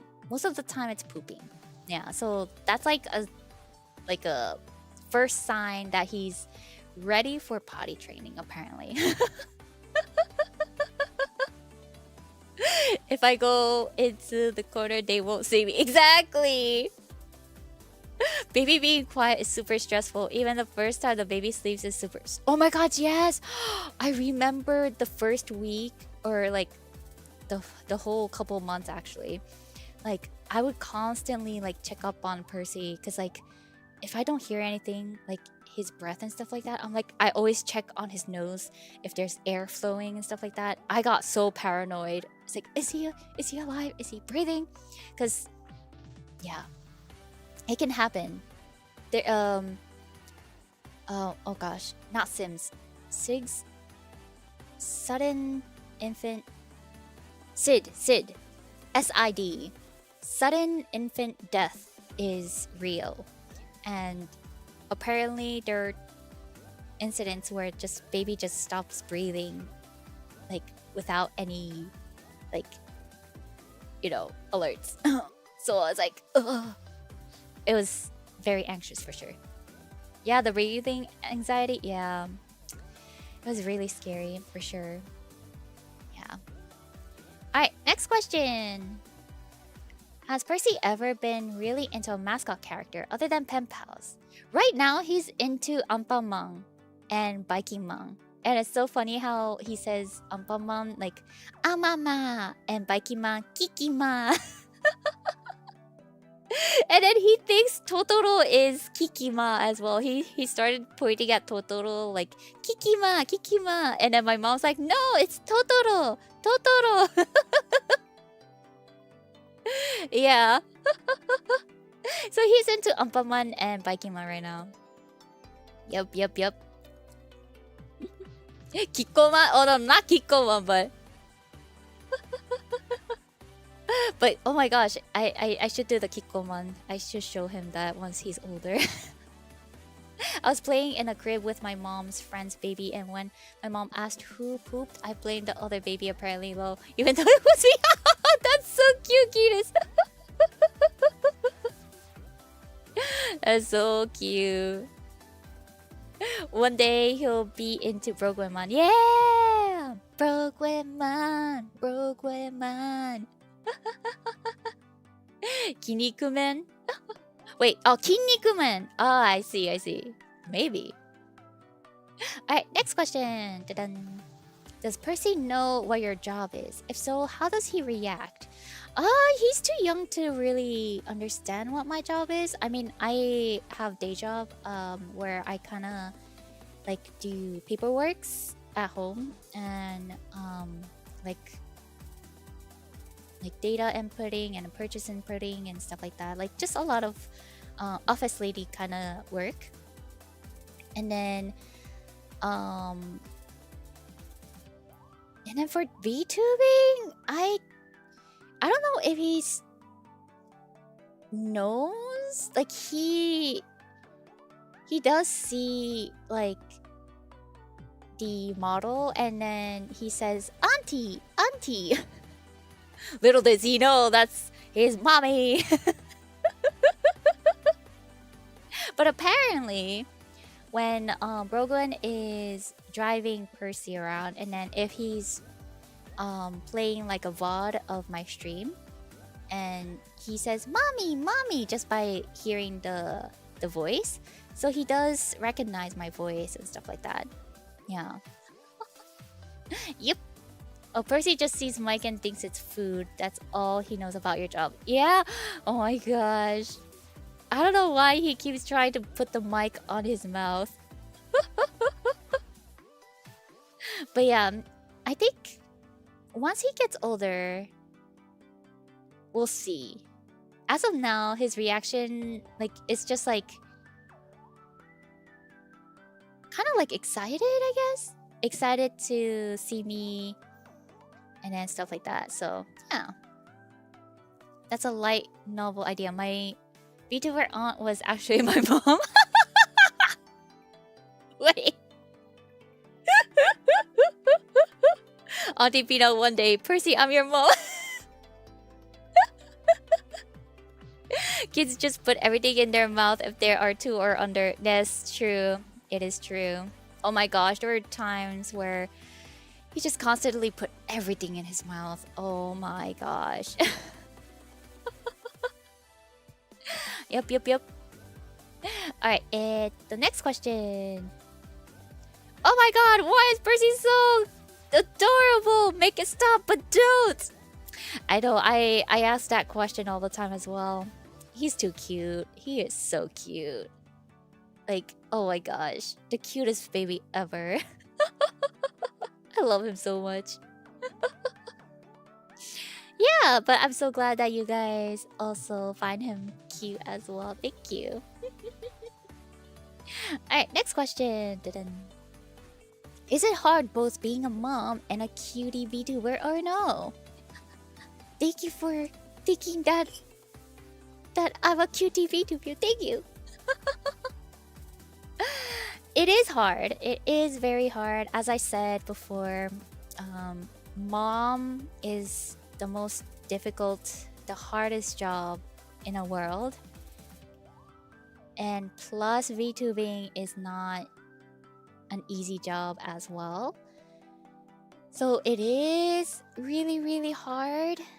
But at the same time, they both bring me like ikigai, like the purpose and joy and all that stuff as well. So like that's why I can keep going, kind of thing. Yeah, it's hard, it's so difficult, but it's something I love doing. And yeah, the fact that I'm able to make great friends like Shiki, Yura, Nia, all the Prima agents, and like I can find great people like you guys, PenPals, and you know, create amazing community together and like create music and like joke times, just like funny creative stuff is what brings me joy as well. And then seeing you guys laugh and interact with each other and just making you guys happy makes me happy. So yeah, it is hard, but at the same time it's what I love doing. So I'll say yes, it's hard, but I can do it. I do it because I love them. Yep. Yep. Oh, being a mom is the hardest job in the world on account of failing at one bring unfathomable ripple across the world across the time. Yes, it's true. It's true. I believe I can this from all PenPals. Thank you so much for streaming. It brings us so much joy. Oh, thank you, Kitas. Oh, and thank you, Kitas, and all PenPals for, you know, being here and supporting me. Not just like, you know, super chats or like all that stuff. Like support doesn't mean like monetary support. Support really means like, in my eyes, it really like you guys being here or like VOD gangs, and then, you know, interacting with me through like Twitter, on YouTube chats, comments, hitting the like button, you know, like all that stuff is part of the support. And I really, really appreciate every one of you guys for supporting me. Yeah, you guys mean so much to me, and I'm so glad that I am here and be able to, you know, bring such like I'm so honored to bring like joy and stuff to people like you guys. I do my best. I try my best. Because bringing joy to other people brings me joy. Yeah. Alright, next question. Ta-da. Is the whiplash difficult when switching from your VTuber persona to parent mode? Not really. Not for me, at least, because my VTuber persona is me.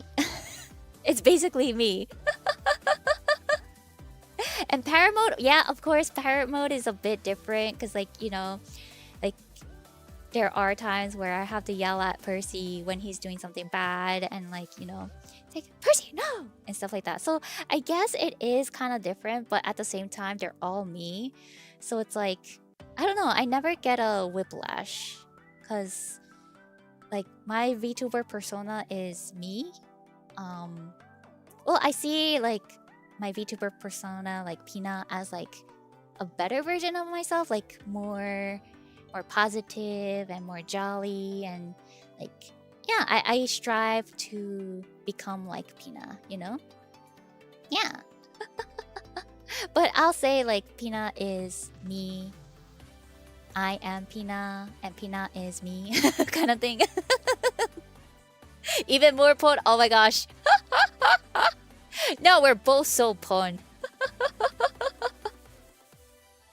Yup. It's from one baby to other. Chat is big babies. VTuber parenting inceptions. Yes. I hate the feeling that you yell no to your child, but they make this cute, almost crying face, and you instantly forget what bad thing they did. Oh my gosh, it's so true. It's so true, Shotgun. Oh my gosh, yeah. Like, I hate yelling at Percy. But sometimes when he does something bad, like, I have to. Yeah. Oh, you are already Pina. Pina, you... oh, you are already Pina. Pina, be proud of yourself. Aw, thank you, Ravioli. Yeah. I really have to, like, really pat my back, pat my shoulder often, and tell myself, like, you're okay, you're doing well, and then, you know, love myself. And thank you, PenPals, for, you know, loving me as who I am and believing in me as who I am and supporting me as who I am. And yeah. Sometimes my mom brain goes haywire and forget a lot of things, but thank you. Yep. Oh, it's impossible to avoid being the bad guy sometimes with a kid. No, it's true. It's true.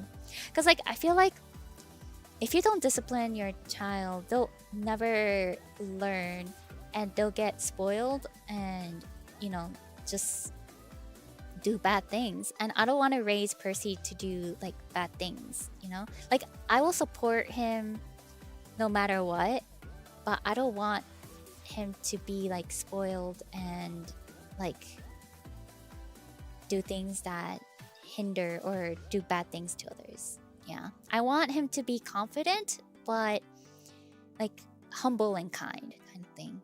Yeah. Well, that's part of parenting, to scold them sometimes. Exactly. That's part of parenting. Yeah. Alright, next. The soundproofing your office helps so your kid doesn't hear you streaming. Alright, guys, let me talk about soundproofing.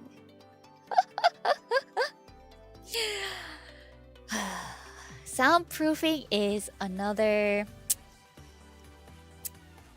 big topic. Basically, you see all these streamers and YouTubers, creators, with their room with acoustic panels or soundproofing panel that some people say. Those are not soundproofing panels. Those are acoustic panels. And what acoustic panel does is kind of alleviate the wave, the sound wave of the sound. So it doesn't really, like, it alleviates the bounce off of the walls. So basically like reverb. So it kind of alleviates the reverb of the room. So I am so sorry to tell you this, but if you want to soundproof your room, you kind of have to build another room within your room. Yes. A thick sound panel, what's it called? Sound absorbing, like in the wall, and lift up the floor and put another flooring, and yeah, a room within a room. Yes, super thick walls. Yes, like literally, like those studios, like music studios, you literally have to make a room within a room.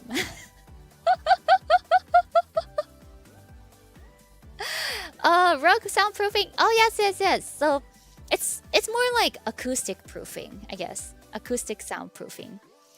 It will alleviate the bounce off of your wall, but it does not cancel out the audio, the sound going out of your room. Yeah. So I'm so sorry to say this. If you can soundproof it, like room within a room, like music or like music studio level, yes, soundproofing is great for your office. I wish I could do that.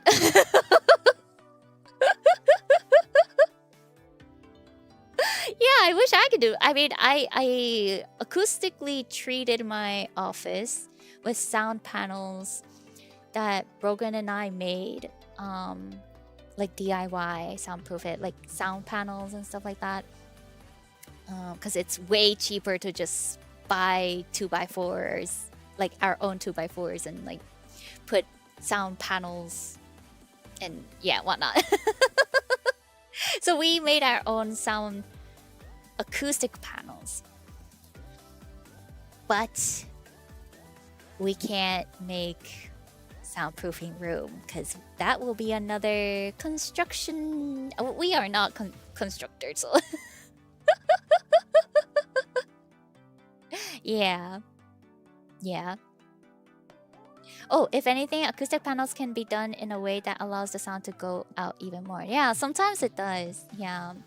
So if you want to acoustically treat, I would recommend at least 2-inch on the acoustic panels. I know there's a lot of cheap acoustic panels that are like 1-inch. Those are not really effective. It should be at least 2 inches thick for the acoustic panels. And make sure you have bass traps on the corners of your like ceilings and stuff like that. You need bass traps as well. And yeah, the ceilings, rugs are great for the floor acoustically as well. But yeah, yes. Oh no, not to catch, not the bass fish. But yeah, so yes, ideally it would be great to soundproof your office. That would be great. But yes, yeah, acoustic, I mean, it's better than nothing. Yes, acoustically treating is definitely better than nothing. It's actually great. It's great to acoustic soundproof your office because it will help with the quality. It, like, your mic won't pick up that much reverb of your room, so it'll be great. It'll be great for your recording. But in terms of shutting or cutting the audio going out to another room, it won't do much. It will actually do not much canceling or shutting. Yep. All right, I will drink some water.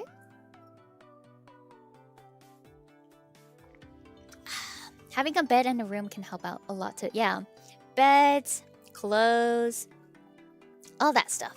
Basically, just have a lot of stuff in your room, I guess. Ooh, say you do build a room within a room for soundproofing. What can you do about ventilation or air conditioning?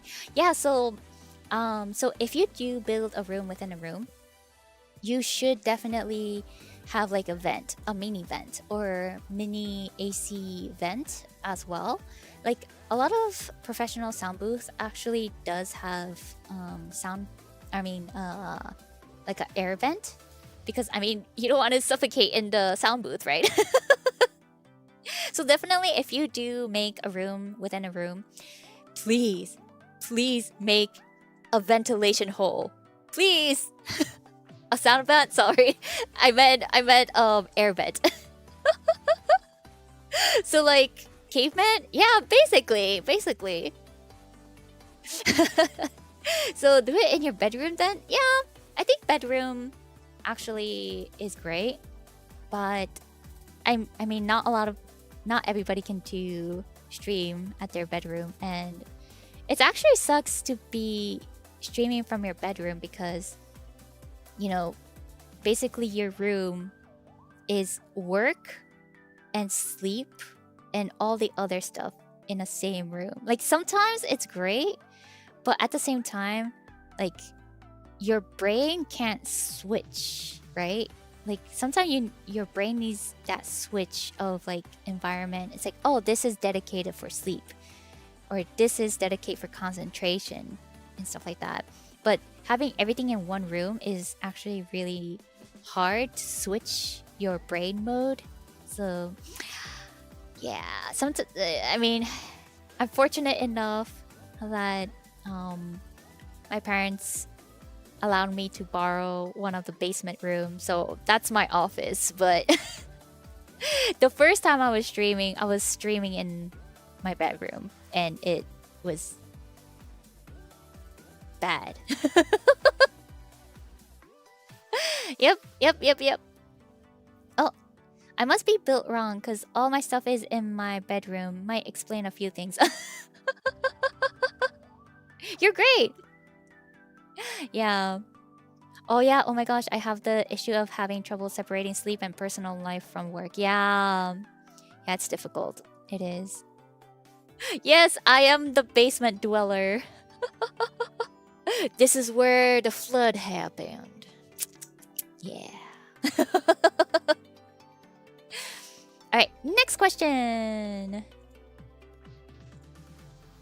During the planning process of your 2.0 lore, did your experience of motherhood have an influence on the theme of story you wanted to tell? Yes, I definitely wanted to update my model to be more mature, because my original model, like Rinotuna, is such a great mama, such a great artist, but as a first concept from Prison Project, for those who may not know, I was from a corpo called Prison Project. Unfortunately, it went down, but I was able to keep my IP, which I'm very, very fortunate with.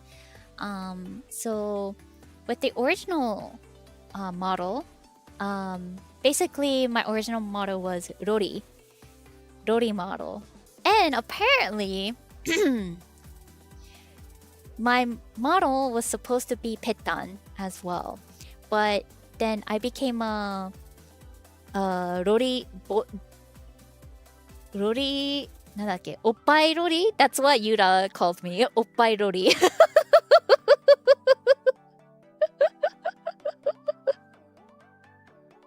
Yep. I was an Oppai Rory. That's what Yura called me. So like, I was supposed to be a Rory, but I also had boobs, so it was like, I mean, I do it look young. I guess it makes sense, but but I did want to, like, when I decided to update my model, I wanted to make it into a more mature look, because I mean, I did wanted to reveal that I am a mom. So I did, when I was planning for my 2.0 lore, I did want to like implement that I am a mother. I mean, I was still a bit like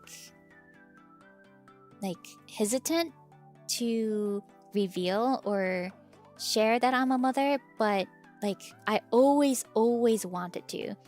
Like from the beginning, I always did want to mention that I'm married, and when I had Percy, I did want to like announce that I became a mom and stuff like that.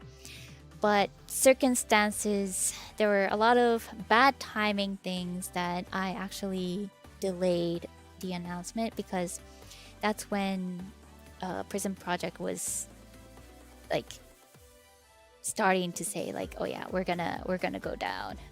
So I was like, this is not a good time to announce.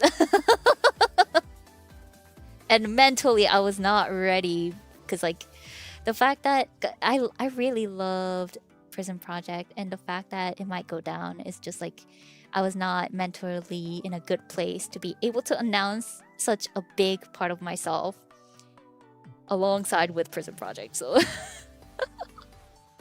so that's why like it kind of took me a longer time to reveal that I'm a mom. So yeah, but I thought 2.0 re-debut was the perfect time to like for me to reveal that I'm a mom. Yeah. And I was also mentally ready, and I was mentally stronger and stuff like that. My postpartum depression was treated, my chronic depression is treated, so I was like, okay, I can do this. Yep. Alright, next question. Dun. Do you think your kids might want to follow in your footsteps and join the VTuber fandom one day? If they want to, sure. If they want to. I mean, who am I to say no? If Percy wants to become a VTuber, then I won't stop him. But like, you know, if he ends up wanting to pursue something else, then I will definitely like support that as well. Like, as long as Percy wants to do like find something that he really wants to do and wants to pursue that, I am 100% on support on that. As long as it's something that is not harmful to other people. As long as it's not harming other people, I will 100% support him. Yup. Alright. Oh, my jaw hit the floor when you announced that. Oh, yes. Yeah. So if Percy do come out to me and say, I want to become a VTuber like mommy, then yeah, I will support him. But definitely, like, if he's still young, like, of course, I won't let him have his own channel until he's like old enough. I'll say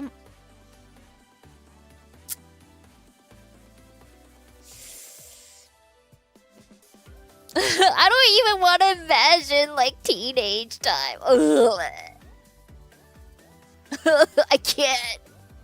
I was thinking like maybe 18, and I was like, 18, Percy. Oh, I can't imagine. 40 plus. Don't let him have social media. Yeah, I'm not gonna let him have smartphone until he's like high school. Yeah. I mean, I'm pretty sure he'll say, Mom, you're evil! All my friends have smartphones! Yeah, I won't let him have smartphone until he's high school or something. Because honestly, I didn't get my first phone until I was like senior in high school. Yeah. And yeah, I don't want him to be exposed to the social media when he's young. Yeah. Alright, next question. Dun-dun. As a mom and a streamer, what gave you the confidence to be open about your family with your community? And has being honest helped you grow? Ooh, good question. For me, like since the beginning, even like auditioning for Prison Project, I actually wanted to. I remember asking Cap, like, "Oh, can I actually announce that I'm married?" And he was like, "Uh, maybe not." And then I'm like, "Oh, okay." But because like I was already like pretty much at the final interview, and then like yeah, yeah. But yeah, like because like finally I was able to, I was chosen. I went through audition and I got to Prison Project, and then it's like, oh my gosh, yes. And then like I didn't like keeping it a secret, but at the same time, like it was one step closer to like my dream. I was like a creator and stuff like that. So I was like, you know what? I want to take this opportunity. And Brogan was actually the one, like, you know, pushing. Like, you know, honey, just go for it. Like, this is what you want to do. This is your dream. Go for it. And then yeah, like Brogan was the one who actually like pushed me. Like, you got this. You could do it. And then yeah. Where was I going with this? What gave you the confidence to be open about? Okay. So I always wanted to say, but then you know, now I debuted as an idol, corpo, and then so like we were kind of given an idea or like perspective, but not perspective. Like we've been given like an idea where like yeah, there's like a lot of VTuber fans are not gonna like that their streamer has a relationship and stuff like that. So like, you know, like they scared us, kind of like, yeah, try to keep things secret, like I tried to keep it like private and stuff like that. And then kind of like, so I guess like at first I did want it to reveal, but then later I kind of got scared because like it's like, oh yeah, like, you know, there's some crazy people out there, maybe they wouldn't like it, you know, it's like idol culture and stuff like that. And so it might be safer to like keep it down low and stuff like that. So yeah, like kind of made me scared as well to like come out and open up and stuff. But what gave me confidence is that like the more I stream and more I get to know PenPals and like create such a wholesome and amazing community together, like the number one confidence was that, you know what, I know PenPals, like PenPals, I can trust PenPals. Like, of course there might be of course there might be some PenPals who might leave after I open up and stuff like that, but I was confident that like at least most of PenPals will stay. And because like we built this amazing community together, and so I was like, you know what, like it's scary, but like if some people leave because I'm married and I have a kid, then you know it's sad to see them go, but you know I I want to be true to PenPals. I wanted to be true to myself. And I felt like that was more important for me, to be true to myself and true to PenPals. So that was more important to me, more than like, you know, whether I like lose PenPals or not, or like potentially detrimenting my whole channel, like nuking my whole channel. I mean, of course, like to that point, like nuking my, like ending my VTuber career, I thought it was like 1% chance. But yeah, there was always like that, you know, negative thoughts. It's like, oh, maybe I might have to end my VTuber career if I open up.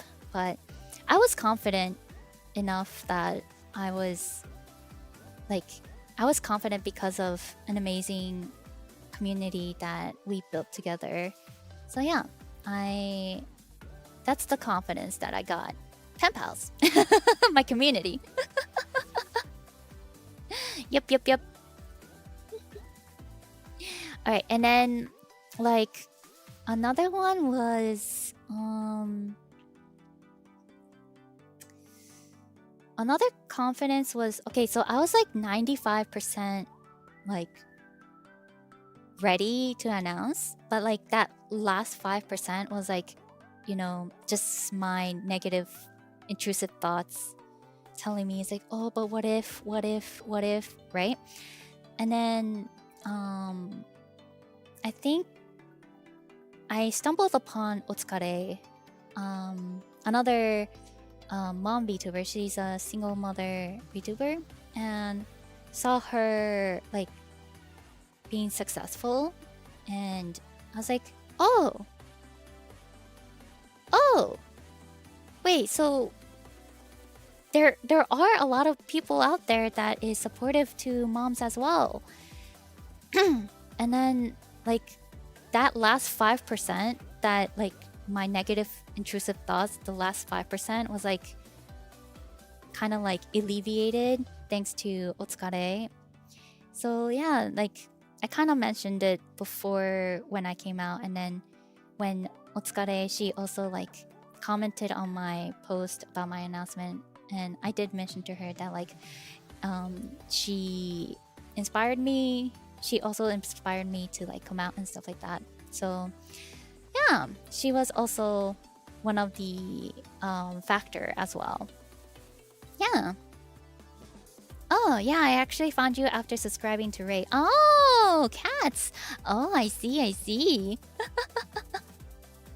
Yeah, Otsukare is also a mother. She's a single mother VTuber, and seriously, like as a fellow mother, like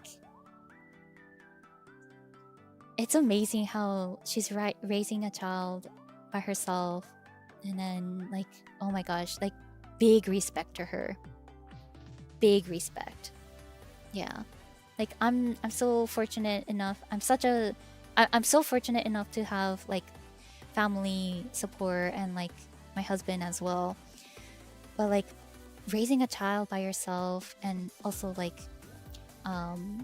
recently she lost her father as well and stuff like that. So it's like, oh my gosh, she really overcame a lot. And yeah, she is great, and she's Groot. Yeah. So yeah, I guess like long story short, what gave me confidence to open up is definitely PenPals, my community, and also a lot of my friends, my VTuber friends, like Prima Project members, also like, you know, rooting for me, and they always said like, we have your back and stuff like that. And of course, like Brooklyn, my family supporting me, and also you know, seeing other mom VTubers like also helped me as well. So yeah, that's the confidence that I got. And I hope that me being open about me being a mother and making this Mama Tomo Talk, Mama Tomo Talk talk show as well can give confidence to future moms, including like VTuber mom, VTubers, and I hope that I can also bring confidence and some insights to future VTubers and moms as well. Just like, PenPals and Otsukare have like give me confidence, I wish to give also others the confidence as well. Yep. Alright, next question. Dun-dun. Have you ever faced hateful comments from viewers or VTubers about having a child? If yes, how did you handle it? And what advice would you give to future mom VTubers? So, hateful comments, yes, I've had, but not from VTubers. Yeah, never from VTubers. All the VTubers were actually like very supportive about me as a mom and stuff like that. Yeah. Oh yeah, I did get some hateful comments. Yeah. So. Oh, I work in a male-dominated field. Don't have many older women in my life that I can ask these type of questions. So it's really reassuring to see all the VTubers that are announcing motherhood. Yay! Let's go! Who dares? I mean, not the ratio though, it's not that much. Like, I'll say like thousands of positive comments and one bad comment, I guess. Like that's the ratio maybe. Yeah. So I'll say they're very minor. Yeah. And I was honestly very, very surprised how much support I got after announcing it. And I did see some growth as well. And I do see a little change in the VTuber sphere as well, in a positive way. Yeah, I've seen a lot of VTubers coming out with their relationship status or like stuff like that. So yeah, I'm glad. But yeah, I did get hateful comments. How I handled it. In the beginning, it was hurtful. It was painful, but at the same time, like what Brogan told me was like, why waste your time and energy on like a hateful comment than, like all these positive comments that you're receiving. And I was like, yeah, that's totally true. Like, why waste my time and energy and my brain capacity? I'm already having a mom brain. I barely have any space for my brain activities. Like, yeah, I should use my time and energy on something positive and yeah, just brush off any hateful comments and stuff like that. Like, if they don't I mean, I know my content isn't for everybody, and that's totally fine. That's totally fine. If they don't like my contents, then that's okay. I will be with my PenPals who enjoy my contents, and that's totally fine. Yes, and I'm pretty sure they'll find their favorite or their preferred content that they like. Because, I mean, there are thousands and thousands and thousands of content creators and VTubers out there. So, good luck. You'll find your content that you can relate with, that you'll love. You'll find it. And good luck with that. Oh, wait. Yes. I'm not trying to be aggressive or anything. Yes, you'll find your content that you're looking for. And it's alright if mine is if my content is not for you, and that's totally fine. It's like music. Oh yeah, it's like music, exactly. Yeah, you got more love that will overcome hate any day. Exactly. Yeah. Okay, water time. I'm very, very fortunate for having such an amazing community that actually, like, it's true that like one bad comment is like, it kind of sounds like hundreds of like bad comments. It feels like that. It's like super amplified. But in my case, like, I'm so fortunate to have such great community, such great support that like the hateful comments are not really affecting me. And maybe it's because, I'm getting my depression treated.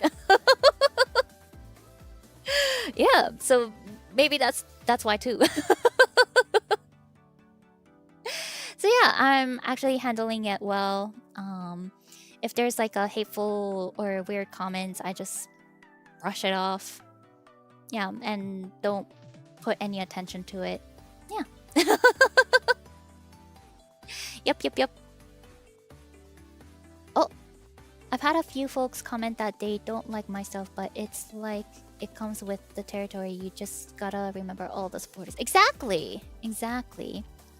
Keep the light close. Exactly. Hate is derivative. Let love and good vibe into your heart instead. Exactly. Understandable, but don't forget that there are people who are hateful no matter what, so you can't help them. It's true. I try my best to give people second chances as well, but sometimes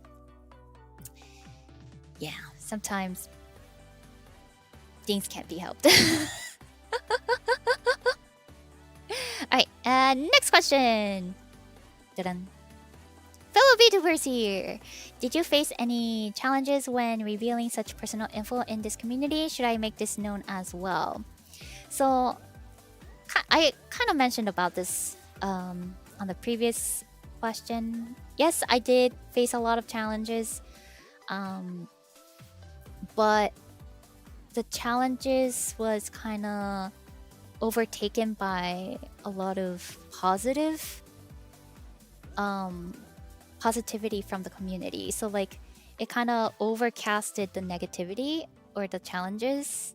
So yeah.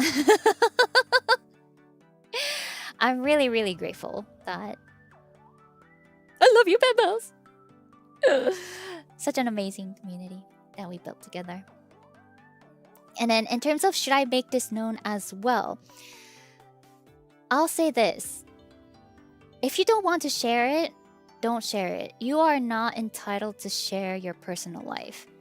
I came out because I wanted to share. I felt uncomfortable keeping it a secret. I never wanted to keep it a secret. I just wanted to be who I am, be true to myself, be true to my fans, be true to everybody. So like, in my case, I wanted to share. And if you feel uncomfortable sharing, you don't have to share. And you are not entitled to share your personal life ever. Ever. Please know that. I'm sharing it because I want to. And if you don't want to share your personal life, you don't have to. Oh, I think you mean obligated. Oh, yes. Oh, sorry. Yes, that's a better word. You are not obligated to disclose your personal life ever.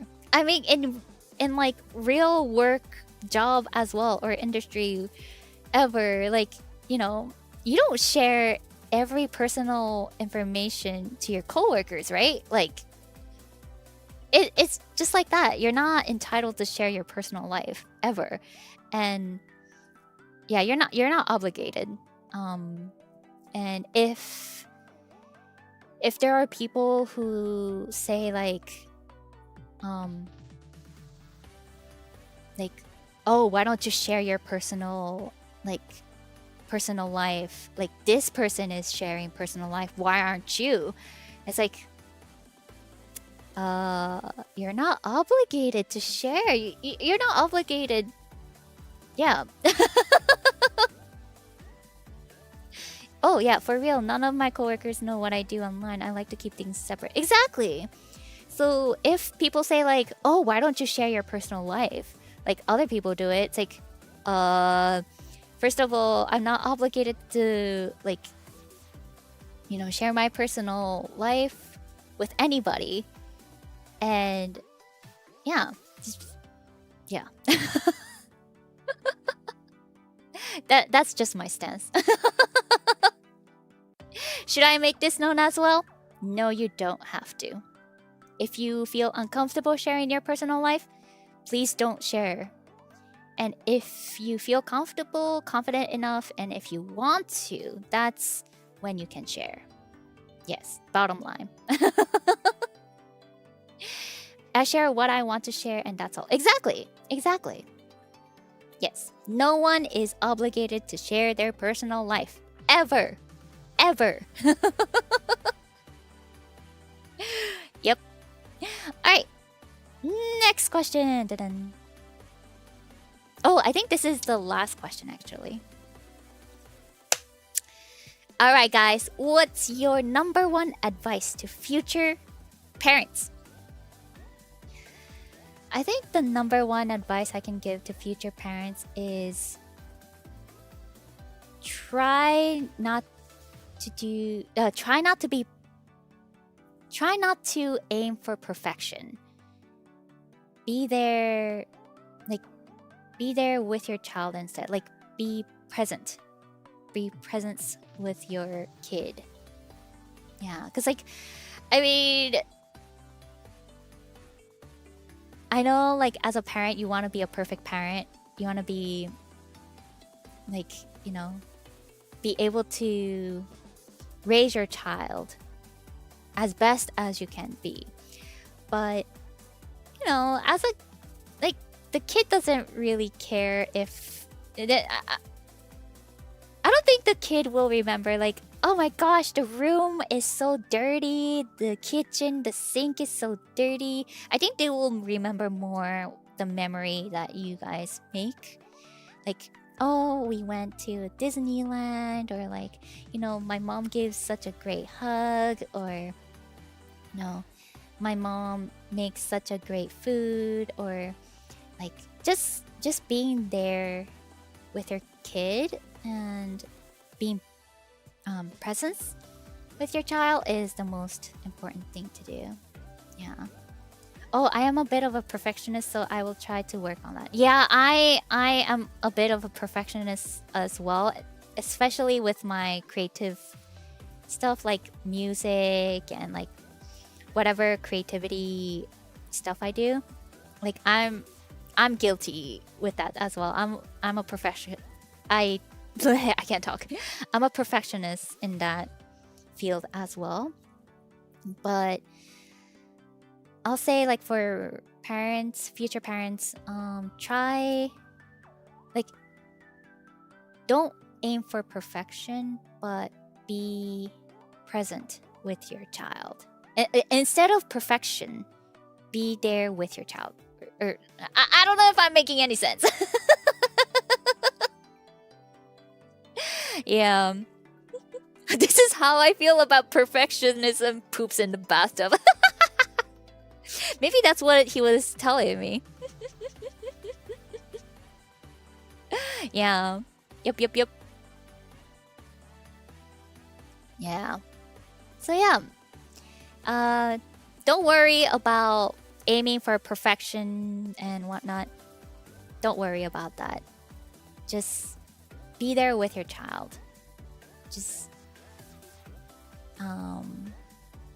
they'll remember all the cuddlings, the hugs, and like the good memories and stuff like that. Not like dirty room, which I'm guilty of. this office of mine is a total mess.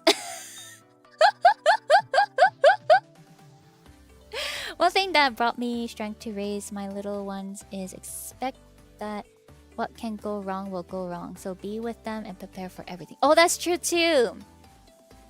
Yes, that's true. Yeah. Be ready to learn every day. Be able to adapt fast. Yep. Oh, is there a parenting class or something for first-time parents? Even if I learned everything other than how to change a diaper from my younger cousins, I like a refresher on the skills. Ooh, yes, there is a parenting classes that you can take. Yeah, I didn't take it, but there are classes. Yes, yeah. Adapt and overcome. Exactly. Yeah, true. Adapt. Adapt. Yep. All right, I think that is all the questions. Maybe I'll take a couple questions on the chat as well, maybe? I think a good place to look for advice or see other parents discuss common struggles is parenting forums. Oh, yeah. Parenting forums as well. And also just talking with other mothers is also great as well. Oh, did you guys know Cap made an app for mothers in Japan? Wait, really? Oh, wait, I think I did hear about that. Okay, now I remember. Yeah, I think I remember that. Yeah. Yeah, he did. Oh, I want to make this clear. I know I kind of briefly mentioned that I had to keep my relation status private when I auditioned and got accepted by Prison Project.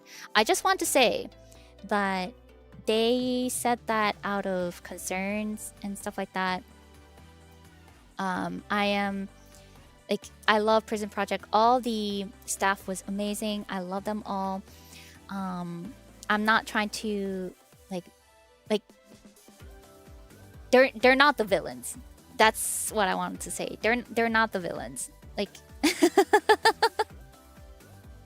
That's what I want to just share. I love them so much. They're amazing people. They're not evil. Yes. I know I had to keep it a secret, but advised to keep it a secret, but they're not evil. They are villains. We didn't get free PS5. Cheeky.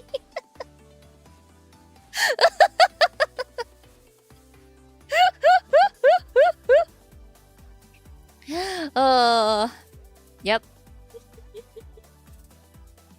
But no, seriously, why must good things die early kind of thing? That's what I felt with Prison Project, honestly. Honestly, yeah, why must good things die?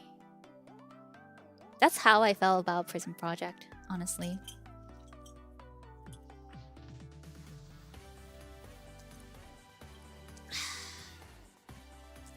Shiki and Yuna were angry, no free PS5. Yeah, no free PS5 is so funny, not gonna lie.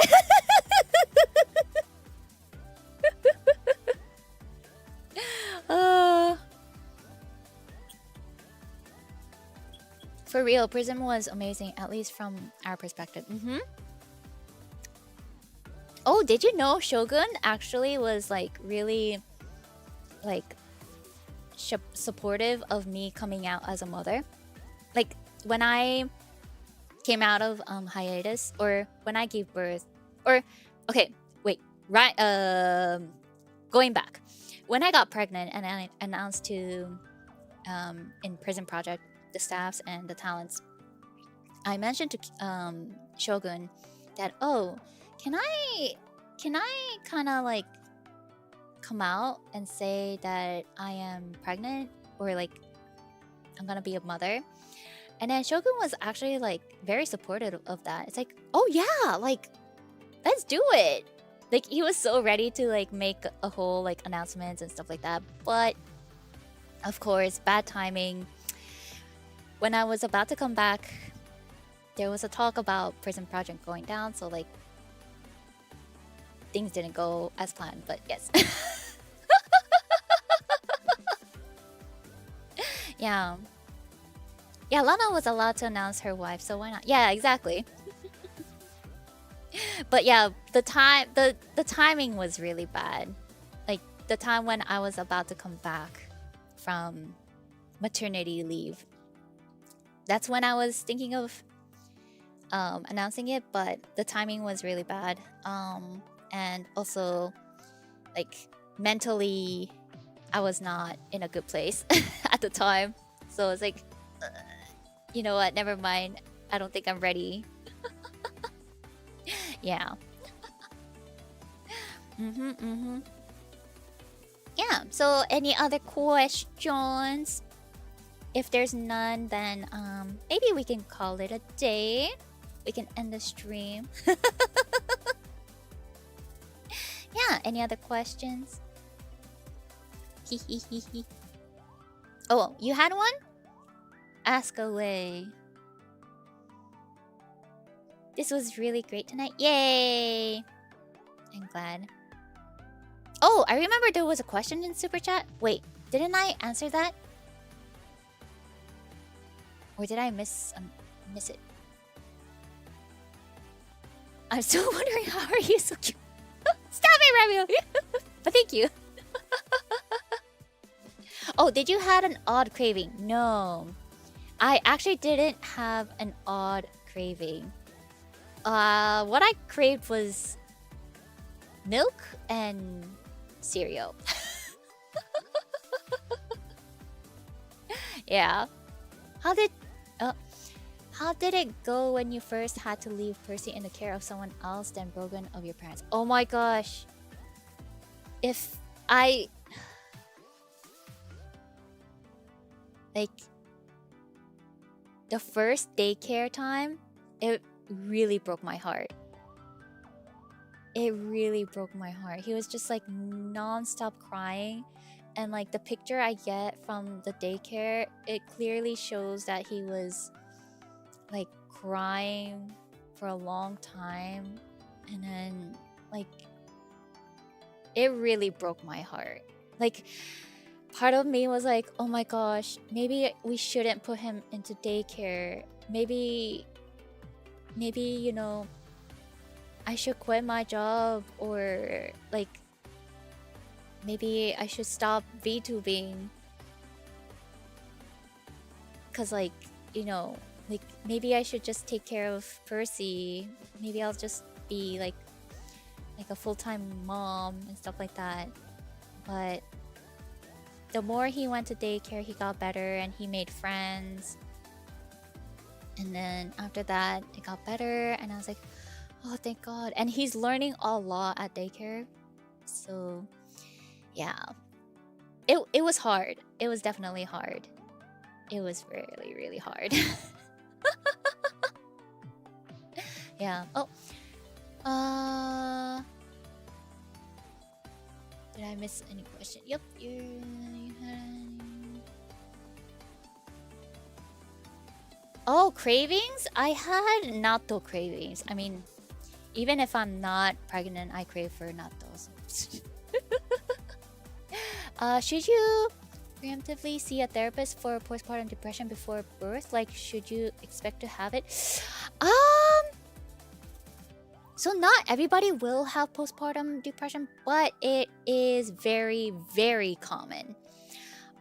So like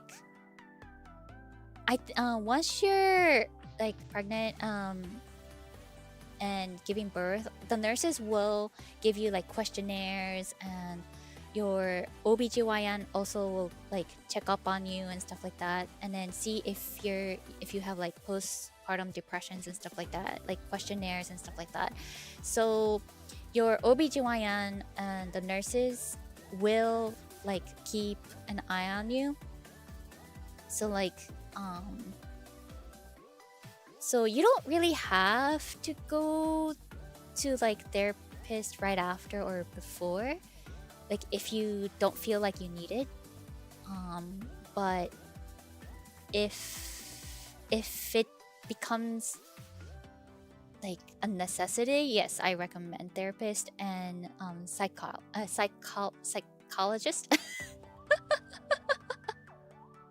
Yes. Nato is forever Pina. Yes, Nato is. Kawaii! Takagi-san, yahoo! Morning, good morning. Yes, psychiatrist. Psychologist. Huh?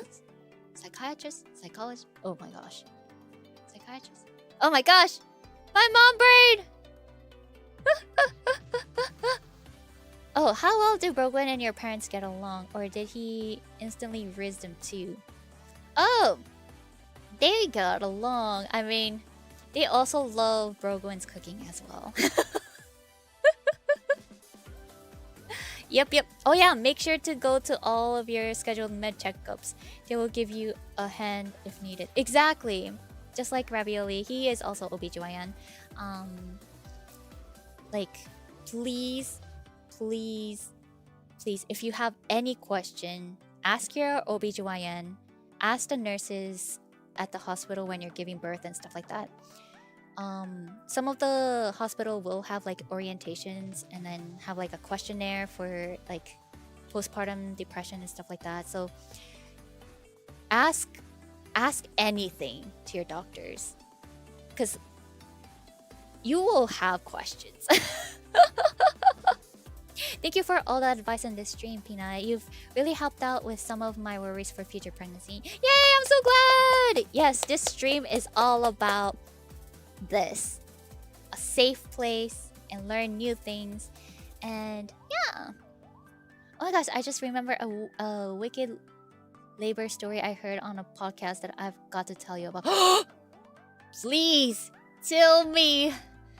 Tell me, Shiki. Just DM me.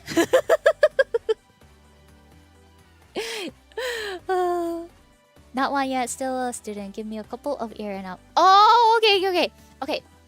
Ravioli is still a student. Right. That's right. Yes. Oh, there's that saying, a way to a woman's heart is food. I think a way to anyone's heart is food, basically. Yeah. Oh, I'm also grateful for all the advice, and it makes me feel a bit more confident. Yay! I'm glad. いや、本当はね、日本語でもできたらよかったんだけど、やっぱりね、英語から日本語にするっていうのはすっごく難しい。なんか切り替えるのがめっちゃ難しいわ。Like my brain, okay, originally I wanted to answer questions in English first and then Japanese. But then, of course, my brain didn't work that way.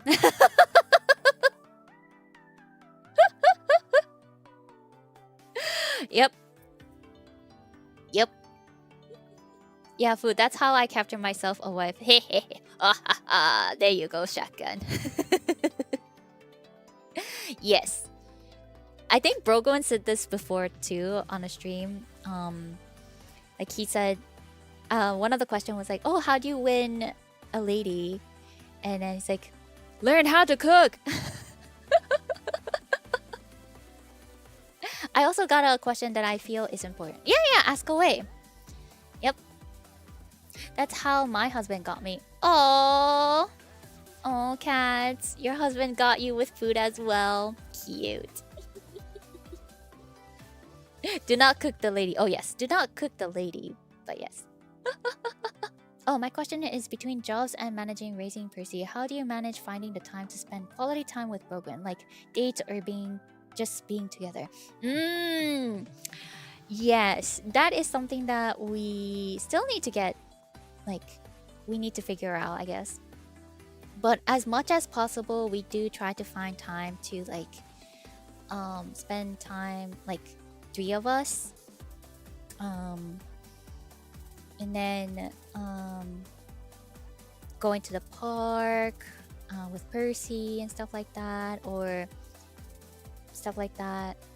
Oh, play video games together. Guys! He's not a video game player.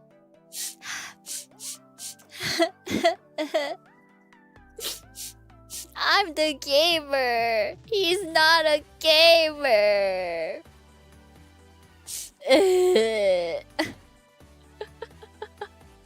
Yes, he's not a gamer.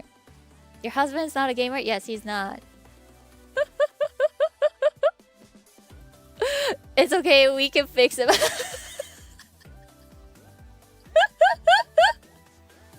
Play It Takes Two. Oh, I've heard Takes Two is good. No Minecraft? Okay, he tried it once or twice. Yeah. So you're the tank and he's the support, got it. Brooklyn, a gamer, yeah. So he's never played League? Nope. The only game he played before was Counter-Strike. That's it. Well, does he play board games or something? I mean, he does play board games, but sometimes I wonder, does he enjoy it? I mean, like, sometimes I'm like, honey, do you enjoy it? And he's like, yeah.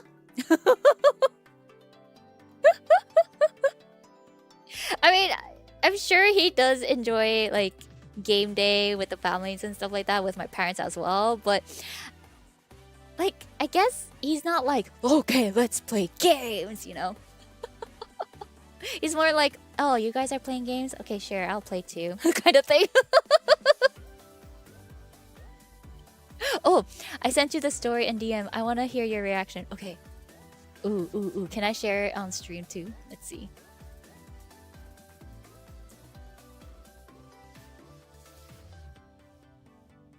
Okay. Yes? Okay. So, Shiki said, so the birth story. This girl, Becky, was telling her podcast about it. And what happened was she was only like 33 weeks pregnant. So she was on vacation with her husband when her water breaks. Oh my gosh. So they have to go to an unfamiliar hospital. And they can't get any of the staff they had planned for the birth. Oh my gosh. So it's already anxiety inducing. And she has several mutations and issues with her body that made her pregnancy and her birth difficult. And the doctor was just super rude and inconsiderate of her needs. The nurses were great, but since she was so early, they had to give her magnesium so the baby's head would develop. Yeah. And since she was there on a Monday, they wanted to keep her until Friday because it's so unpredictable when the baby could arrive. Oh my gosh, she's not having contraction yet. But then she starts having intense pain that isn't your typical contraction pain. So when she asked for an epidural, they're like, we can't give it to you too early because it'll suck if it wore off before the baby is ready. So she spends hours in excruciating pain, and then her husband notices she's gonna like faint, and he calls the nurse and she checks between her legs. The baby is crowning. It's coming any second, and it's too late for epidural. She has to go through the ring of fire, no epidural. It sounded horrible. Oh my gosh. Oh my god, that's so terrible. Oh, that's such a nightmare. Oh my gosh. Okay, this reminds me of my mom's story as well. Oh my gosh. Jeez, but 33 weeks. Oh boy, that is early. And oh my gosh, it's already anxiety inducing, and the doctor was rude. Ugh. But thank God the nurses were nice. Jeez, I feel so bad for this lady. Shiki, thank you for sharing this. Oh, Ghost of Man, thank you so much. When Percy is old enough to start gaming, I recommend Which Spring are a cute RPG with JP and Korean voice made by a Korean company with official English release on Steam. Ooh, great chance to get broken into gaming too. Ooh, Witch Spring. Ooh. Let me screenshot this. There you go. Thank you for the recommendation. Is 33 weeks that early? Yeah, so full term is 36. Wait, full term pregnancy weeks. I'm already like forgetting things. Oh, sorry, 39 months. I mean, not 39 months. 39 weeks. Oh man, 39 months. No, get this baby out of me. 39 months. Get it out of me.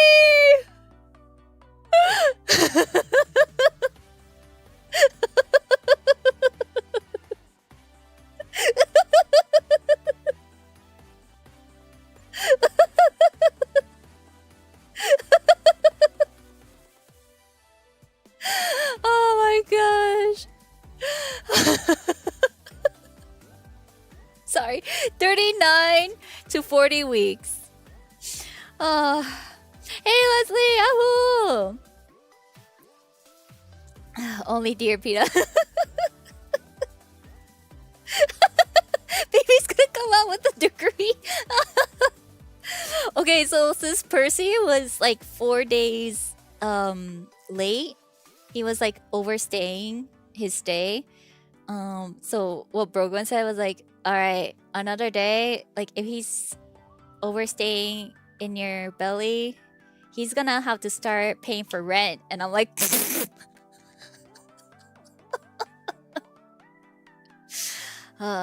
funny guy. Yep. 4 days late compared to 39 months. That doesn't feel like much. It's true, but when your like tummy is super big and you have back pain, 4 days felt like forever. Percy, your lease is up. You need to be born now. No, seriously, I was like that. Like third trimester. It's like, Percy, please, just come out. Mommy's back is hurting. I can't sleep. Stuff like that. I made my mom go through over 2 additional weeks of pregnancy. 2 additional weeks! Oh, wait. I remember you talking about this. That's right. Oh my gosh, 2 weeks. I would have been like, Percy, please, come out already. Oh. But yeah, my mom also had kind of like a similar situation where the water broke. And but then for some reason they couldn't get to the hospital as fast as they... I forgot the reason why. They couldn't get to the hospital that fast. And then when the time my mom got to the hospital, yeah, it was time to push. The doctor was like, yep, it's too late for epidural. Push now. Oh. If you are a front sleeper, how do you train yourself to sleep in a better position for the baby? Can you sleep on your side or does it have to be on your back? Oh, the side. Side is better. Actually, there is a pregnancy pillow out there. Those were my lifesavers. Get some pregnancy pillows. Like, it's like a U shape and you can kind of like dakimakura kind of thing. But it's like in a U shape. Yeah, pregnancy pillow. Those are great. Oh, I was born 2 months earlier, so I wasn't a trouble. Oh gosh. Wait. Okay, that's another type of trouble. You probably gave your parents a lot of heart attacks because you are in an incubators and like 2 months early is early. So Pina have a reverse "get in my belly" meme. Maybe. I can't wait to see all these memes. Hashtag PP of PP, please. The pregnancy ducky? Yes. Yes, the pregnancy ducky. The prickle ducky. Yes, exactly. There is such thing. Hashtag what? Oh, because like I was part of a prison project. And my initial is also PP. So it's PP Pina Pina Pengin of Prison Project. And Uruto, my senpai, was like PP-chan, calling me PP-chan. So I yes.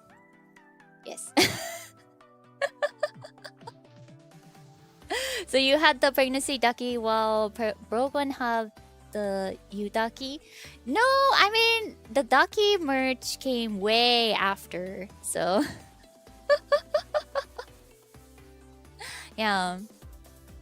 Oh, Yuku! For me, the midwife insisted that I was overdue and induced delivery. Yeah, me too. Yeah, they induced me too. Turned out I was a little premature. Oh, really? Mom suspects they didn't want to work overhaul. What? If that was the case, oh my gosh, how dare they? My brother was born prematurely, like 4 months. Oh my gosh, he's a miracle baby. He recovered but spent most of his childhood he was skinny. Mom was so worried about him, she forced him to eat candy bars to gain weight. Oh my gosh. That is so scary. Jeez. Hi Phoenix! Yahoo yahoo! I've been good! Welcome back, welcome back. Pregnancy pillow merch when? What? Oh my gosh. Wait, seriously guys? First Brogan Ducky and now this.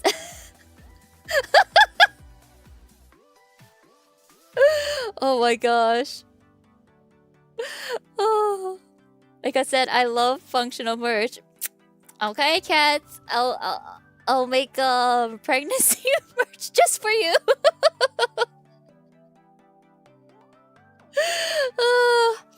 Never thought I'll hear that from a VTuber whose first and last names start with the same letter. Yeah, so my name was not intentional. It was sheer coincidence. Or like, so I was the one also like contributing to the name idea as well. Like I was only one of the talents that was able to input ideas because my character Pina wasn't really like fully finished.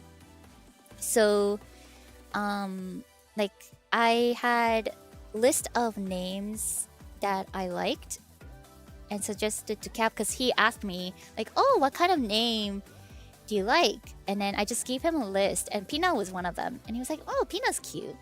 And then the last name, he was like, how about I was like, oh, how about penguins? No. First he asked me, oh, what kind of animals do you like? And penguin was one of them. So he was like, penguin. But I didn't know that this was because I thought he's asking questions because he wanted to get to know me and other talents. I thought other talents were getting all these questions as well. But turns out he was asking these questions because the character wasn't done and he wanted like inspirations. And then penguin. And then at the time there wasn't a lot of penguin VTubers, so when I listed penguin is one of my favorite animal, Cap was like, oh, penguin, huh? That's good. And then Pina and then last name came into place. And then now he explained it to me that it's gonna be a penguin VTuber. And I was like, oh, okay, so how about last name Penguin? And then Cap was like, if you do Pina Penguin, like, you know, the real spelling of penguin, not like my Pengin.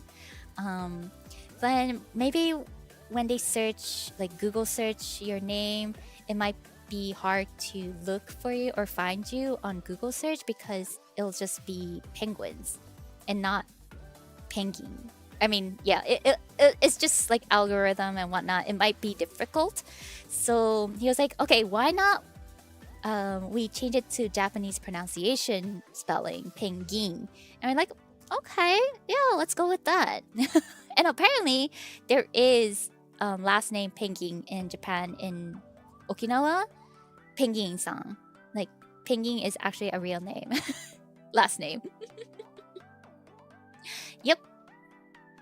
Was a Beatrice bird brain ever on the table? No. No. Every time I hear your name, Pina, I think about pineapples. Yes. Never heard of that last name. Yeah. But apparently it's a real last name in Japan and Okinawa. And it's very, very rare. Like, there's only a couple people with that last name. Yeah. Is it too late to change Beatrice bird brain? I love it. Yes, too late. They must all be VTubers too. I'm an old school, so I always revert to Luto's PPOPP. Yeah. Basically, like, Luto changed my whole hashtag, basically. So, like, I didn't know my initial was PP until I was introduced to all my senpais on a chat. And I think Shiki remembers this too. But, like, we started getting introduced to the chat with everybody, and we're like, you know, like, my name is this and stuff like that. And I introduced myself like, oh, I'm Pina Pengin. And then Ruto was like, oh, Pee Chan. And then I remember texting, DMing Captain. I was like, Captain, oh no, what should I do? What should I do? My initial is PP. Should we just change my name? Because, like, I really wanted to make it into like a wholesome community and wholesome, like, say so, like, content and stuff like that. Like, that's what I want to do. So, like, I was like, oh my gosh, what should I do? My initial is PP. And then Cap was like, I think it's fine. So, like, I went with it. And then, yeah, the debut stream happened. And I was like, at that point, I was like, you know what? I'm gonna embrace my peepiness. I'll just fully embrace this peepiness and I'll just go with it. This will be just part of, like, a funny hee hee.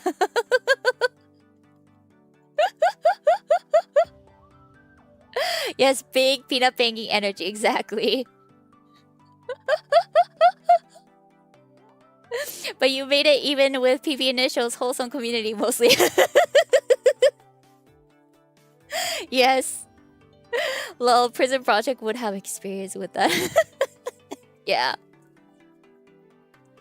Yeah, so now the initial became part of the silliness of me.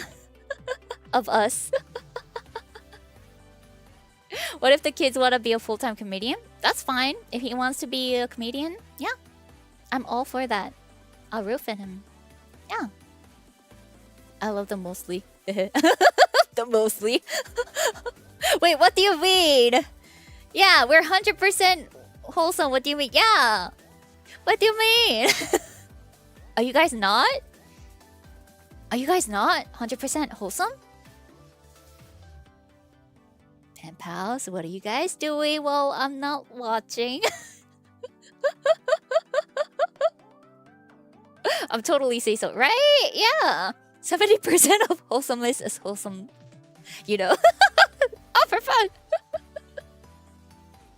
Yeah. Arthur. Yeah, wholesome. Totally not a cult. Not a cult. Not a cult. Not a cult. No, it's not a cult. 100%, 10% wholesome, yes. Do you think puzzle games or rhythm games are better for teaching important skills?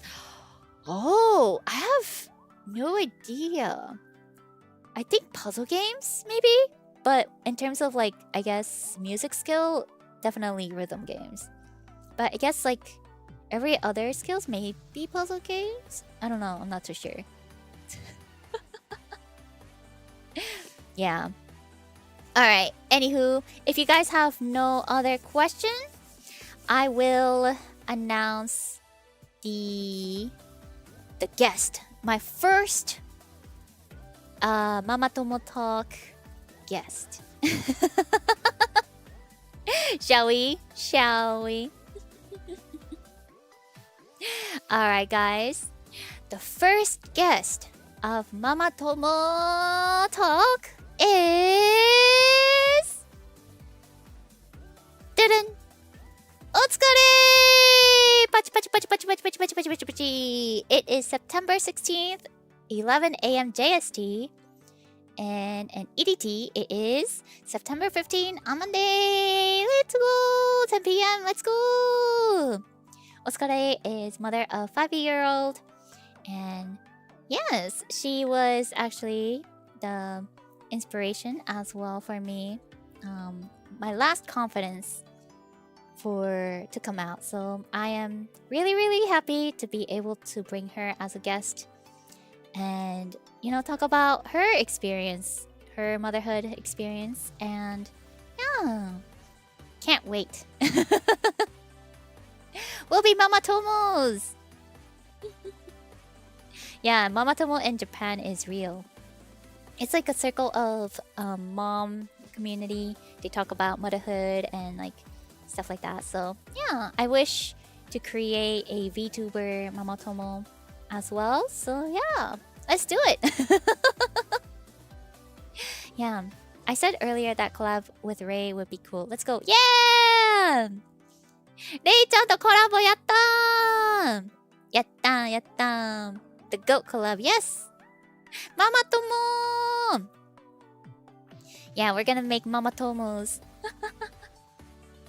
Oh, Pina building a nursery in VSMP. Oh my gosh, actually though, that's a great idea. Alright guys, I'm super excited.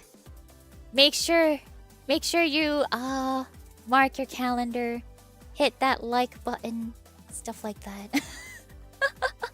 I will make a post announcement video. I mean, not announcement video, announcement post about this after the stream.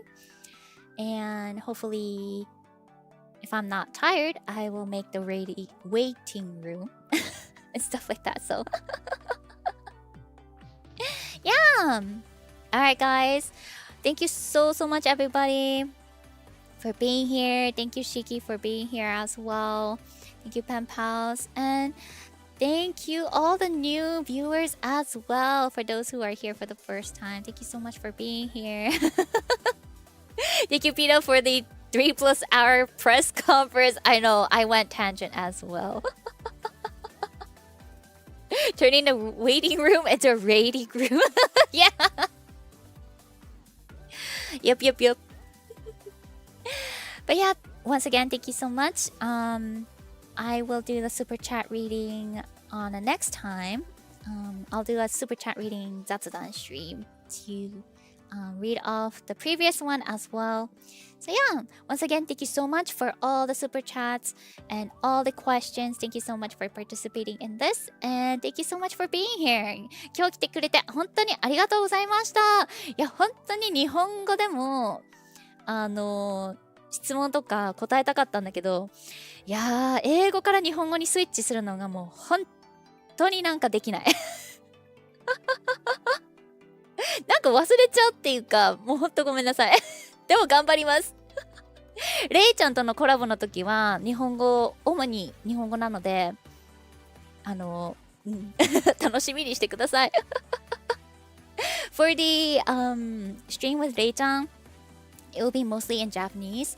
I'll try to have the translation, the live translation thing up, so that for those who are don't understand Japanese, hopefully the translation is good enough to translate well. It's not perfect, so maybe it's not that great, but better than nothing, right? So I'll have that. Alright, guys. では、おつぴーなでした。バイバイ。来てくれてありがとう。Thank you so much. It was so much fun. Thank you so much for listening to this Mama Penguin yap for 3 hours. おつぴなー。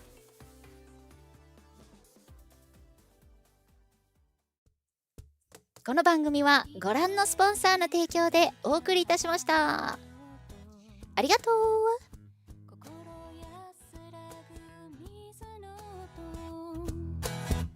太陽の暖かさに包まれて、ああ私聞いてる。気づけば君が隣にいて、お互い笑い合うようになったね。この気持ちはどう伝えればいいんだっけ。ああそっかあの言葉だね。ありがとうって言える時に言いたいんだよ。伝えたい私の気持ち君に。ありがとうって心から言いたいんだよ。ラララララララララ。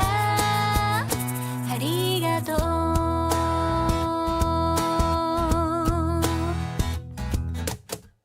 言葉にしても伝えきれないことって。Guys, no, seriously, like, I am so happy that I get to talk about this with you guys.